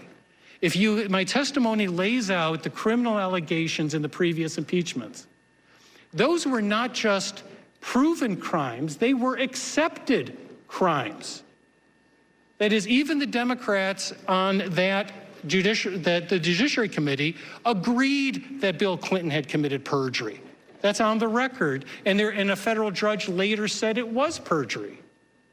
In the case of Nixon, the crimes were established. No one seriously disagreed with those crimes. Now, Johnson's the outlier because Johnson was a trapdoor crime. They basically created a crime knowing that Johnson wanted to replace Secretary of War Stanton. And Johnson did, because they had serious trouble in the cabinet. So they created a trapdoor crime, waited for him to fire the Secretary of War, and then they impeached him. But there's no question he committed the crime. It's just the underlying statute was unconstitutional. So I would caution you not only about bribery, but also obstruction. I'm sorry, Ranking Member, you?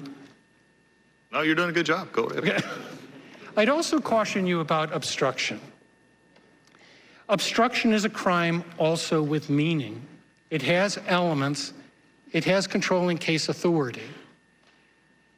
The record does not establish obstruction in this case. That is, what my esteemed colleague said was certainly true. If you accept all of their presumptions, it would be obstruction.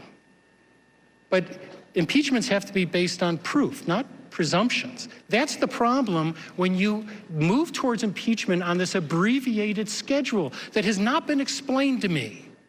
Why you want to set the record for the fastest impeachment. Fast is not good for impeachment. Narrow, fast impeachments have failed. Just ask Johnson. So the obstruction issue is an example of this problem. And here's my concern. The theory being put forward is that President Trump obstructed Congress by not turning over material requested by the committee. Okay? And citations have been made to the third article of the Nixon impeachment. Now, first of all, I want to confess, I've been a critic of the third article of the Nixon impeachment my whole life. My hair catches on fire every time someone mentions the third article. Why? because you would be replicating one of the worst articles written on impeachment. Here's the reason why. Peter Rodino's position as chairman of Judiciary was that Congress alone decides what information may be given to it. Alone. His position was that the courts have no role in this. And so, by that theory, any refusal by a president based on executive privilege or immunities would be the basis of impeachment. That is essentially the theory that's being replicated today. President Trump has gone to Congress, to the courts. He's allowed to do that. We have 3 branches, not 2. I happen to agree with some of your criticism about President Trump, including that earlier quote where my colleagues talked about his saying that there's this Article 2, and he gives this overriding interpretation. I share that criticism. You're doing the same thing with Article 1. You're saying Article 1 gives us complete authority that when we demand information from another branch, it must be turned over or we'll impeach you in record time. Now, making that worse is that you have such a short investigation. It's a perfect storm. You set an incredibly short period, demand a huge amount of information, and when the president goes to court, you then impeach him. Now, does that track with what you've heard about impeachment? Does that track with the rule of law that we talked about?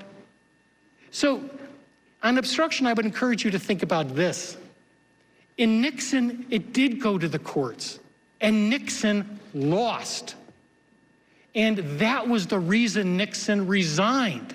He resigned a few days after the Supreme Court ruled against him in that critical case. But in that case, the court recognized there are executive privilege arguments that can be made. It didn't say, you had no right coming to us, don't darken our doorstep again. It said, we've heard your arguments, we've heard Congress's arguments, and you know what? You lose. Turn over the material to Congress. Do you know what that did for the judiciary is it gave this body legitimacy. It wasn't the Rodino extreme position that only you decide what information can be produced. Now, recently, there are some rulings against President Trump, including a ruling involving Don McGahn. Mr. Chairman, I testified in front of you a few months ago, and if you recall, we had an exchange, and I encouraged you to bring those actions.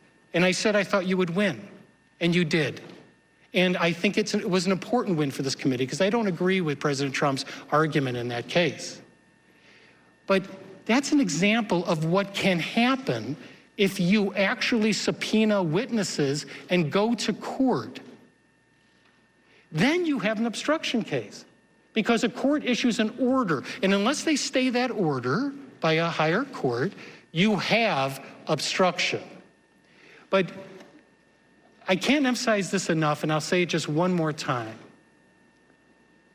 If you impeach a president, if you make a high crime and misdemeanor out of going to the courts, it is an abuse of power. It's your abuse of power. You are doing precisely what you're criticizing the president for doing. We have a third branch that deals with conflicts of the other 2 branches. And what comes out of there and what you do with it is the very definition of legitimacy. Let's continue on. Let's unpack what you've been talking about. First of all, the McDonald case, how was that decided? Was that a very split court? Were they really torn about that? That case came out how? Yeah, it came out unanimous. So did a couple of the other cases I cite in my testimony, which also refute these criminal theories. One of the things that you said also, and I think could be summed up, and I use it sometimes, just what's the layman's language here, is facts don't matter. And that's what I heard a lot of in the 45 minutes. Well, the facts said this, or the facts are disputed this, but if this, if that, if this, it rises to an impeachment level. And that was sort of what you're saying, that crimes, I think your word was, crimes have meanings. And I think this is the concern that I have. Is there a concern that if we just say it up that facts don't matter, that we're also, as you've said, abusing our power as we go forward here and actually looking at what people would actually deem as an impeachable offense? I think so. And part of the problem is that to bring a couple of these articles, you have to contradict the position of President Obama. President Obama withheld evidence from Congress in Fast and Furious, an investigation, a rather moronic program that led to the death of a federal agent. President Obama gave a sweeping argument that he was not only not going to give evidence to this body, but that a court had absolutely no role in determining whether he could withhold the evidence. Mr. I have a question on that. Because you brought up Mr. Obama, you brought up other presidents in this process. Is there not an obligation by the office of the president, we'll just use that term, not to be Obama, Trump, Clinton, anyway. Isn't there an obligation by the president to actually assert the constitutional privileges or authorities that have been given or when accused of something, or crime or anything else? Yeah, I think that President Obama has invoked too broadly. But on the other hand, he has actually released a lot of information. You know, I've been friends with Bill Barr for a long time. We disagree on executive privilege. I'm a Madisonian scholar. I tend to favor Congress in disputes. And he is the inverse. His natural default is Article 2. My natural default is Article 1. But he actually has released more privileged information than any attorney general in my lifetime, including the Mueller report. These transcripts of these calls would be core executive privilege material. There's no question about that. And I think that's something that's, again, not pointed out when you're doing a back and forth like we're doing. The transcript of the call release, the things that have been released from Mueller, as we go back through this, there has been, you know, work in progress by this administration. I think the interesting point that I want to talk about is two things. Number one, Congress's abuse of its own power, which has not been discussed here, even internally, where we have had committees not willing to let members see transcripts, not being willing to give those up under the guise of impeachment, or you shouldn't be able to see them, although the rules of the House were never invoked to stop that. What we're seeing here, and I want to hit something else before we move on to something else, is the timing issue that you've talked about here. Again, I believe we talked about this with the Mueller report. We talked about this with everything else. This is one of the fastest. You know, we're on a train. I said this earlier. We're on a clock. The clock and the calendar are seemingly dominating this. Is irregardless of what anybody on this committee, and especially members not of this committee, to think about what we're actually seeing of fact witnesses and people moving forward. We don't have that yet. So the question becomes: is an election pending when facts are in dispute? And you made a mention of this. This is one in which the facts are not unanimous. There's not universal, there's not even bipartisan agreement on the facts and what they lead to, especially when there's exculpatory evidence that has been presented, not in the Schiff report, but in other reports. Does that timing bother you from a historical perspective, not only in the past, but moving forward as well? Yeah, fast and narrow is not a good recipe for impeachment. That's the case with Johnson. Narrow was the case with Clinton. They tend not to survive. They tend to collapse in front of the Senate. Impeachments are like buildings. There's a ratio between your foundation and your height. And this is the highest structure you can build under the Constitution. You want to build an impeachment? You have to have a foundation broad enough to support it. This is the narrowest impeachment in history. You could argue with Johnson. Johnson, it might actually be the fastest impeachment. Johnson actually was, what happened to Johnson was actually the fourth impeachment attempt against Johnson. And actually the record goes back a year before. They laid that trapdoor a year before. So it was not as fast as it made it out, it might appear. And again, let's go back to, I want to go back to something else. And you talked about bribery, and Ms. Taylor's going to address a good bit of that. But I want to go back to something that you talked about, because it really bothers, I think, the perception out there of what's going on here in the disputed transcript, being that, you know, the call has been laid out there. The president said, I wanted nothing for this. There's all this exculpatory evidence that was not presented in the last 45 minutes. But there is one thing that's interesting, and it's been reported in the mainstream media, and it goes back to your issue of does crimes matter, or what this definition is that House, our majority initially accused the president, and they kept saying quid pro quo, and we still hear it as we go through. But then, as reported, they used a political focus group to determine whether the phrase polled well. And apparently it didn't poll well, so they agreed to change their theory of the case to bribery. Does that not just feed into more of what you're saying about how we're actually, the crime matters and that facts do matter in a case like it, or at least should matter? It does. There's a reason why every past impeachment has established crimes, and it's obvious. It's not that you can't impeach on a non-crime. You can. And in fact, non-crimes have been part of past impeachments. It's just that they've never gone up alone or primarily as the basis of impeachment. That's the problem here. If you prove a quid pro quo, that you might have an impeachable offense. But to go up only on a non-criminal case would be the first time in history. So why is that the case? The reason is that crimes have an established definition and case law. So there's a concrete, independent body of law that assures the public that this is not just political, that this is a president who did something they could not do. You can't say the president is above the law if you then say the crimes you accuse him of really don't have to be established. I think that's the problem right now that many members of this House, members of this body, and especially the American public are looking at, that if you say he's above the law, but then you don't define it or you define the facts to whatever you want to have, that is the ultimate railroad that everybody in this country should not be afforded. Everyone is afforded due process. Everyone is afforded the process to actually make their case heard. That's the concern that I have in this committee right now, and we've already seen it voted down that we're not going to look at certain fact witnesses. We're not even been promised other hearings in which this committee, and in the words and the concerns that echoed almost 20 years ago from the chairman, where he did not want to take the advice of another body or entity giving us, the Judiciary Committee, a report and then acting as a rubber stamp if we didn't do this. Just as a reminder, it was almost 2.5 weeks before the discussion of this kind of a hearing back then, before the hearing actually took place. These are the kind of things that, as timing goes, I think the obvious point here is that timing is becoming more the issue because of the concern, as been stated before, about elections. They're more concerned about trying to fit the facts in to what the president supposedly did, presumably did, and make those hypotheticals stick to the American public. The problem is their timing, the definition of crimes, the definition of the fact of bribery as defined by the Supreme Court is not making their case. It's not fitting what they need to do. The issue that we have to deal with going forward is why the rush? Why do we still not have the information from the Intelligence Committee? Why is the Inspector General's report from the IC Committee being withheld, even in a classified setting? These are the problems that you have now highlighted, and I think that need to be, and this is why the next 45 minutes and the rest of the day is going to be applicable, because both sides matters, and at the end of the day, this is a fast impeachment, the fastest we're seeing, based on disputed facts, on crimes or disturbances that are made up with the facts to fit each part. With that, I'm going to turn it over to my counsel, Mr. Taylor.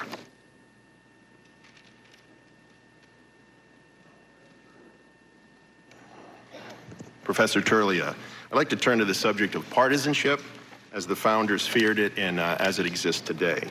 It's a subject Alexander Hamilton was very concerned about when it came to impeachment. He wrote some prescient words in Federalist Paper number 65. In advocating for the ratification of the Constitution, the Federalist Papers laid out the reasons Madison and principally Hamilton thought the impeachment clause was necessary, but he also flagged concerns. He said, in many cases of impeachment, it will connect itself with the pre-existing factions and will enlist all their animosities, partialities, influence, and interest on one side or on the other. And in such cases, there will always be the greater danger that the decision will be regulated more by the comparative strength of parties than by the real demonstrations of innocence or guilt. Professor Turley, do you think Hamilton predicted a real danger here of hyper-partisan impeachments? Well, certainly that has proven to be the case. Certainly of the two impeachments that we have seen. It's also important to note, by the way, that we often think that our times are unique.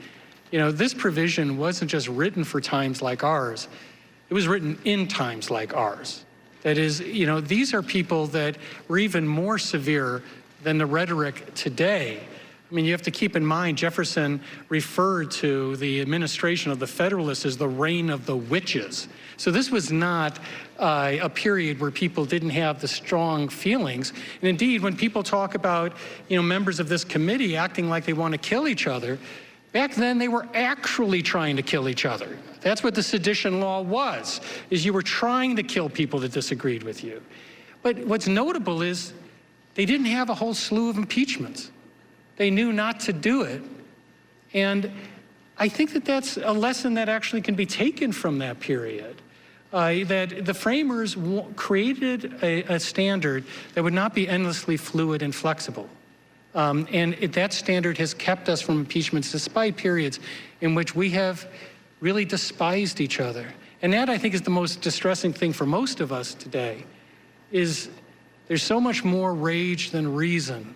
You can't even talk about these issues without people saying, you must be in favor of the Ukrainians taking over the country or the Russians moving into the White House. At some point as a people, we have to have a serious discussion about the grounds to remove a duly elected president.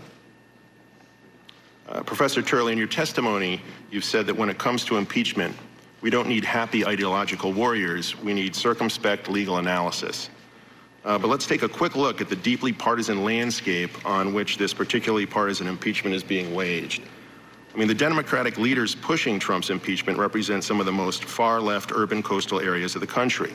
The bar graphs here show counties, and the height of the bars indicate total votes cast, and the color of the bars show the margin of victory for the winner in the 2016 presidential election. As you can see, the parts of the country represented by these Democrat impeachment leaders voted overwhelmingly for Hillary Clinton during the last presidential election.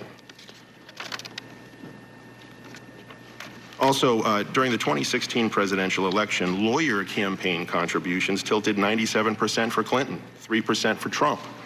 And the situation is essentially the same at law schools around the country, including those represented on the panel here today. Now, Professor Turley, I'd like to turn now to the partisan process that defines these impeachment proceedings. This is how the Nixon impeachment effort was described in the bipartisan 1974 staff report. You were talking about the initiation of the impeachment inquiry. It says this action was not partisan. It was supported by the overwhelming majority of both political parties, and it was. Regarding the authorization of the Clinton impeachment inquiry, it was supported by all Republicans and 31 Democrats. Now fast forward to the current impeachment. The House Democrats' Trump impeachment drive was subsequently approved only by Democrats, and indeed it was approved over the opposition of 2 Democrats and all Republicans. Professor Turley, how does this trend comport with how the founders understood impeachment should operate? Well, I believe that the founders certainly had aspirations that we would come together as a people, but they didn't have any delusions. It certainly was not something that they achieved in their own lifetime, although you'd be surprised that some of these framers actually did at the ends of their lives, including Jefferson and Adams, sort of reconcile. Indeed, I think one of the most weighty and significant moments in constitutional history is the one that is rarely discussed, that Adams and Jefferson reached out to each other, that they wanted to reconcile before they died. And they met, and they did. And maybe that is something that we can learn from. But I think that the greater thing I would point to is the 7 Republicans in the Johnson impeachment. If I could just read one thing to you, and everyone often talks about one of the senators, but not this one, and that's Lyman Trumbull, who was a fantastic senator. He became a great advocate for civil liberties. You have to understand that most of these senators, when it was said that they jumped into their political graves, it was true. Most of their political careers ended. They knew they would end because of the animosity of the period. Trumbull said the following. He said, once this set the example of impeaching a president for what, when the excitement of the hour shall have subsided, will be regarded as insufficient causes, no future president will be safe who happens to differ from the majority of the House and 2/3 of the Senate. He said, I tremble for the future of my country. I cannot be an instrument to produce such a result, and at the hazard of the ties, even of friendship and affection, till calmer times shall do justice to my motives, no alternatives are left to me. And he proceeded to give the vote that ended his career. You can't wait for calmer times. The time for you is now. And I would say that what Trumbull said has even more bearing today, because I believe that this is much like the Johnson impeachment. It's manufactured until you build a record. I'm not saying you can't build a record, but you can't do it like this. And you can't impeach a president like this. Now, Professor Turley, there's a recent book on impeachment by Harvard Law professor Lawrence Tribe and Joshua Matz that discusses what they consider to be a legitimate impeachment process. The book is pretty anti-Trump. It's called To End a Presidency. And in that book, the authors state the following. When an impeachment is purely partisan or appears that way, it is presumptively illegitimate. When only Republicans or only Democrats view the president's conduct as justifying removal, there's a strong risk that policy disagreements or partisan animus have overtaken the proper measure of congressional impartiality. Another quote is, "We can also expect that opposition leaders to the president will be pushed to impeach and will suffer internal blowback if they don't. The key question is whether they will cave to this pressure. One risk of our broken politics is that the House will undertake additional doomed partisan impeachments, a development that would be disastrous for the nation as a whole." Professor Turley, is that advice being followed by House Democrats in this case? Not on this schedule. The one thing, if you look at, I laid out the 3 impeachments, the one thing that comes out of those impeachments in terms of what bipartisan support occurred is that impeachments require a certain period of saturation and maturation. That is, the public has to catch up. I'm not prejudging what your record would show, but if you rush this impeachment, you're going to leave half the country behind. And certainly that's not what the framers wanted. You have to give the time to build a record. This isn't an impulse buy item. You're trying to remove a duly elected president of the United States, and that takes time, it takes work. But at the end, if you look at Nixon, which was the gold standard in this respect, the public did catch up. They originally did not support impeachment, but they changed their mind. You changed their mind.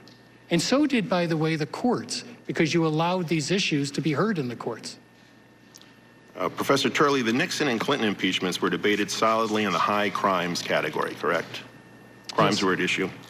But on the evidence presented so far, is it your view that there is no credible evidence that any crime was committed by President Trump? Yes, I've gone through all of the crimes mentioned. They do not meet any reasonable interpretation of those crimes, and I'm relying on express statements from the federal courts. I understand that the language in the statutes are often broad. That's not the controlling language. It's the language of the interpretation of federal courts. And I think that all of those decisions stand mightily in the way of these theories. And if you can't make out those crimes, then don't call it that crime. If it doesn't matter, then what's the point? Call it treason. Call it endangered species violations if none of this matters. So that would put the Democrats' move to impeach President Trump in the category of high misdemeanors. And in James Madison's notes of the Constitutional Convention debates, they clearly show that the term high misdemeanor was explicitly referred to as a technical term. And it wasn't just something that any majority of partisan members might happen to think it was at any given time. And often when there's a debate about a technical term, people turn to dictionaries. And the first truly comprehensive English dictionary was Samuel Johnson's A Dictionary of the English Language. It was first published in 1755. And the founders in many of their libraries had this book and on their desks. And the Supreme Court still cites Johnson's dictionary to determine the original public understanding of the words used in the Constitution. So here's how the 1785 edition of Johnson's dictionary defines the relevant terms in high misdemeanor. High, the relevant sub-definition is capital great, opposed to little, as high treason. The definition of misdemeanor is defined as something less than an atrocious crime. And atrocious is defined as wicked in a high degree, enormous, horribly criminal.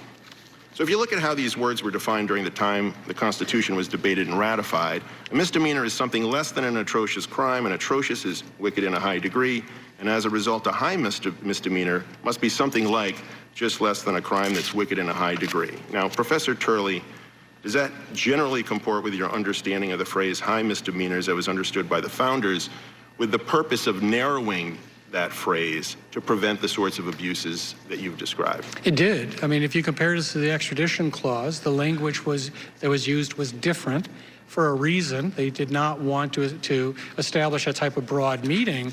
According to the view of some people as to the meaning of high crimes and misdemeanors, those provisions would be essentially identical. And that's clearly not what they wanted.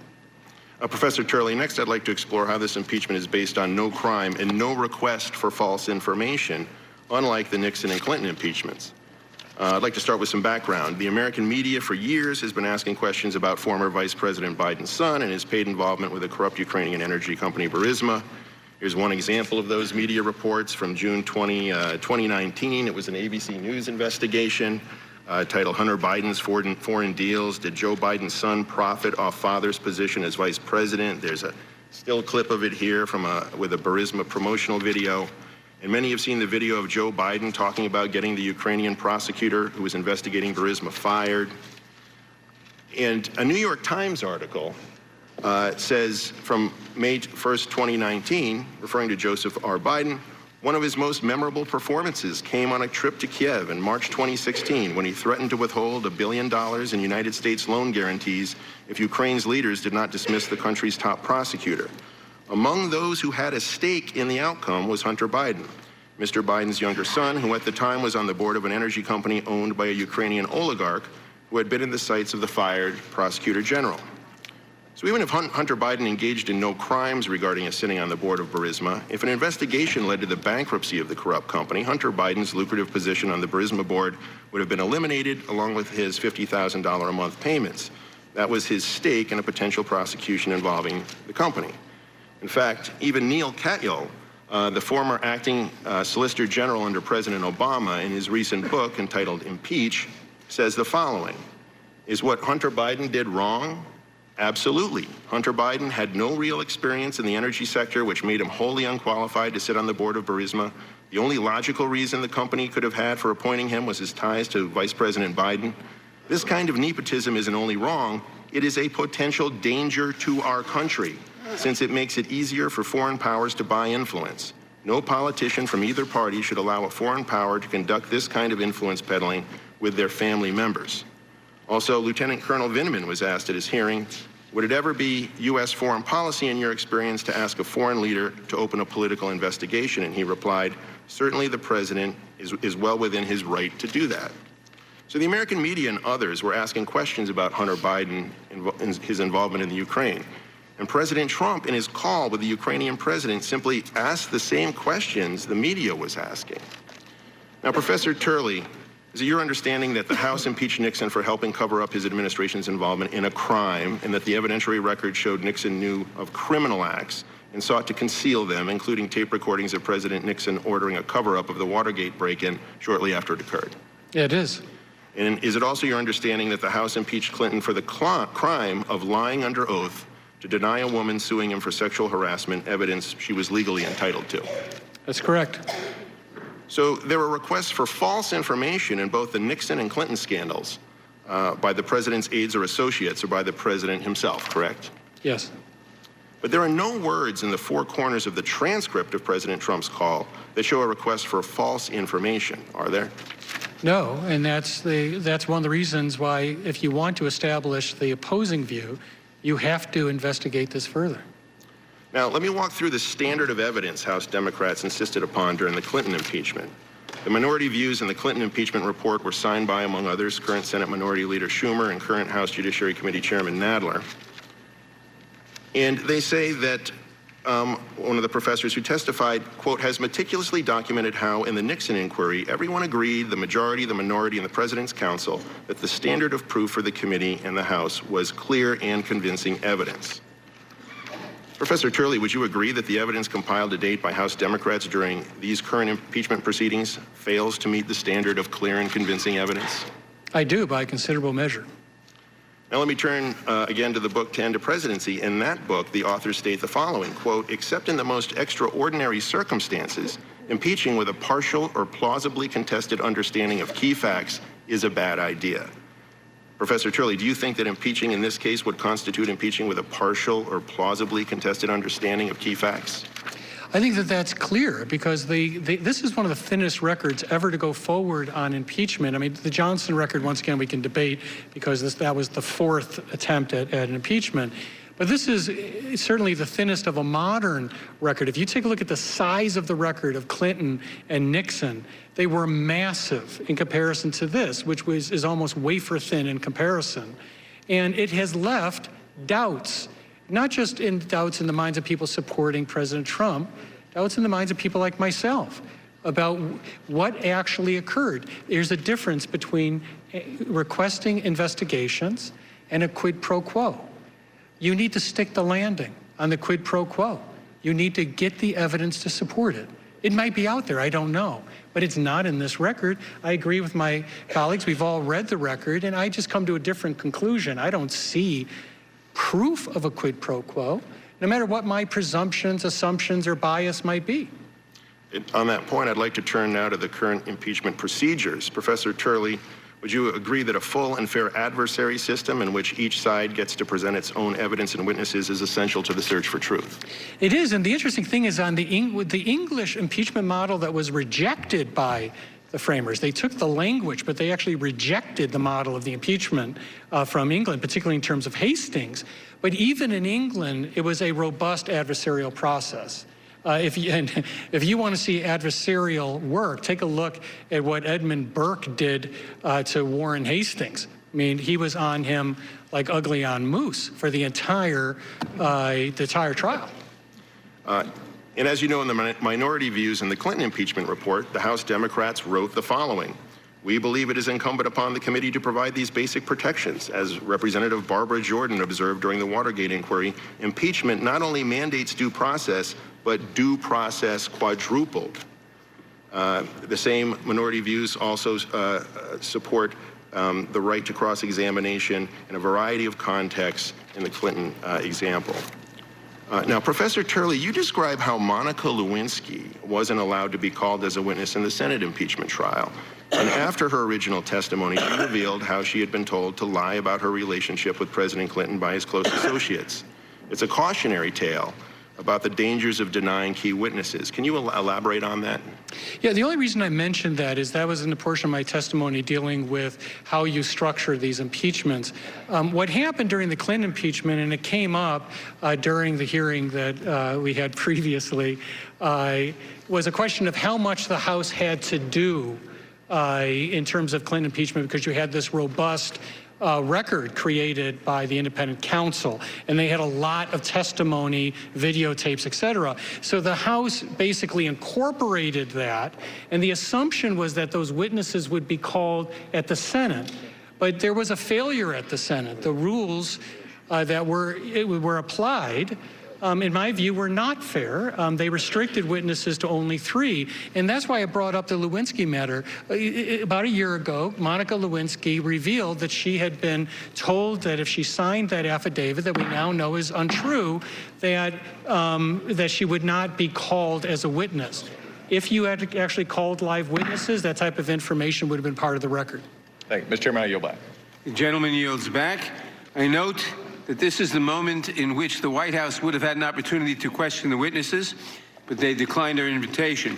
So we will now proceed to questions under the 5-minute rule. As the committee moves to questions from the members right there, we're going to take a break and go back to our regular program. Quickly want to sum up what we just heard for the last 45 minutes. Jonathan Turley, the Republicans witness, the constitutional law professor from George Washington University, got all the questions from the Republicans, just as the Democratic witnesses got the bulk of the questions from the chairman and his counsel. He made several points. He said the Democrats have not established a crime, that they have not established clear and convincing evidence of impeachable offensive, no proof of a quid pro quo, another quote from him. But Dan Abrams, his strongest point, and the point he kept coming back to again and again and again, is that narrow and fast impeachments have failed. Narrow, fast impeachments are not a good recipe for impeachment. He says they're just going too fast, not collecting all the evidence. Right, and that's certainly the strongest argument with regard to obstruction of Congress, right? He was basically saying that when you say that someone refuses to show up for Congress means that that's impeachable, you're setting a dangerous precedent. His point is, allow the courts to weigh in. If you're going to subpoena a witness, subpoena the witness, let the courts weigh in. You're not doing this, Congress, with regard to some of the witnesses here. But he's also making a substantive point. That's on the obstruction, that's on the investigative piece of it. But he's also saying, based on what we have today, I don't think there's a crime here. Now, he concedes that you don't need a crime to impeach, but he is saying there has never before been a case where there wasn't a crime included. And he, in essence, if you look at everything he's saying in its totality, he's saying the standard needs to be higher. He's saying for impeachment than Congress is applying here. And look, I think he was a very persuasive witness based on the facts and law that they have on that side. And Kate, should I take particularly aim at this idea the Democrats have been putting forward that the president's guilty of bribery? Right, so he's focused on the recent Supreme Court decisions that have narrowed the scope of the federal bribery statute. But, you know, I think there's a strong view, and the other witnesses, I think, very much believe this, that it doesn't actually matter that much exactly what the Supreme Court has said about the federal criminal statute, because the word bribery was included in the Constitution before there were even any federal laws that targeted bribery. So it means something different. And Turley was a little bit trying to have it both ways, saying there doesn't need to be a crime, but the elements of the crime haven't been made out.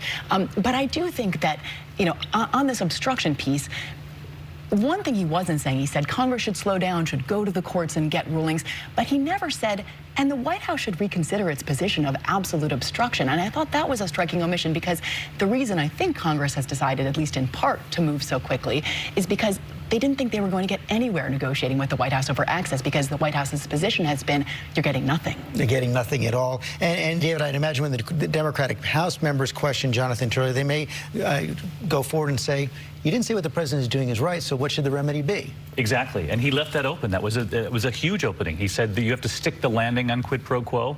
He said he's not convinced that there isn't evidence there of a quid pro quo, but you have to keep going. And to drill down on this notion of this timeline being far too fast for him to be comfortable with, he said it's not an impulse buy item.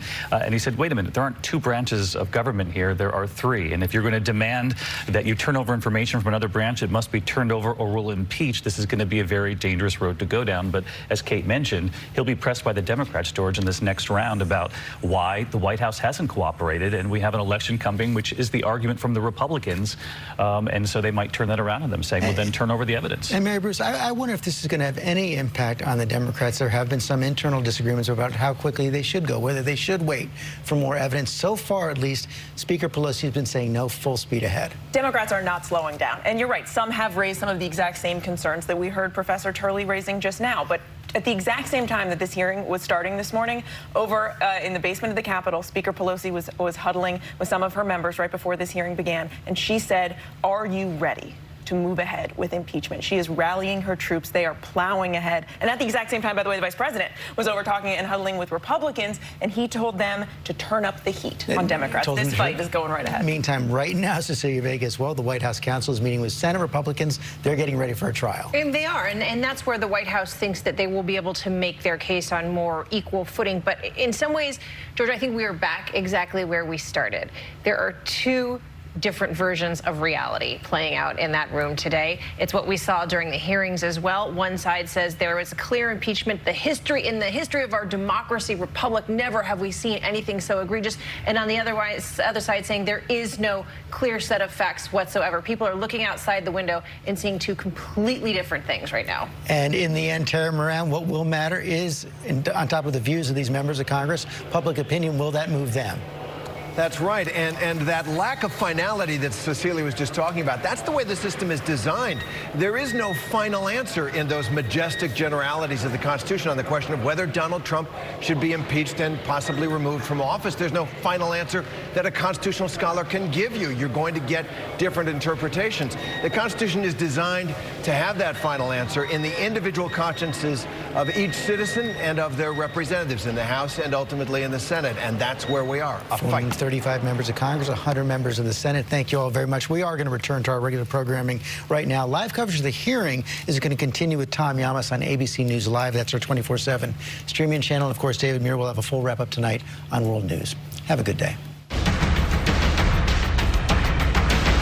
This has been a special report from ABC News.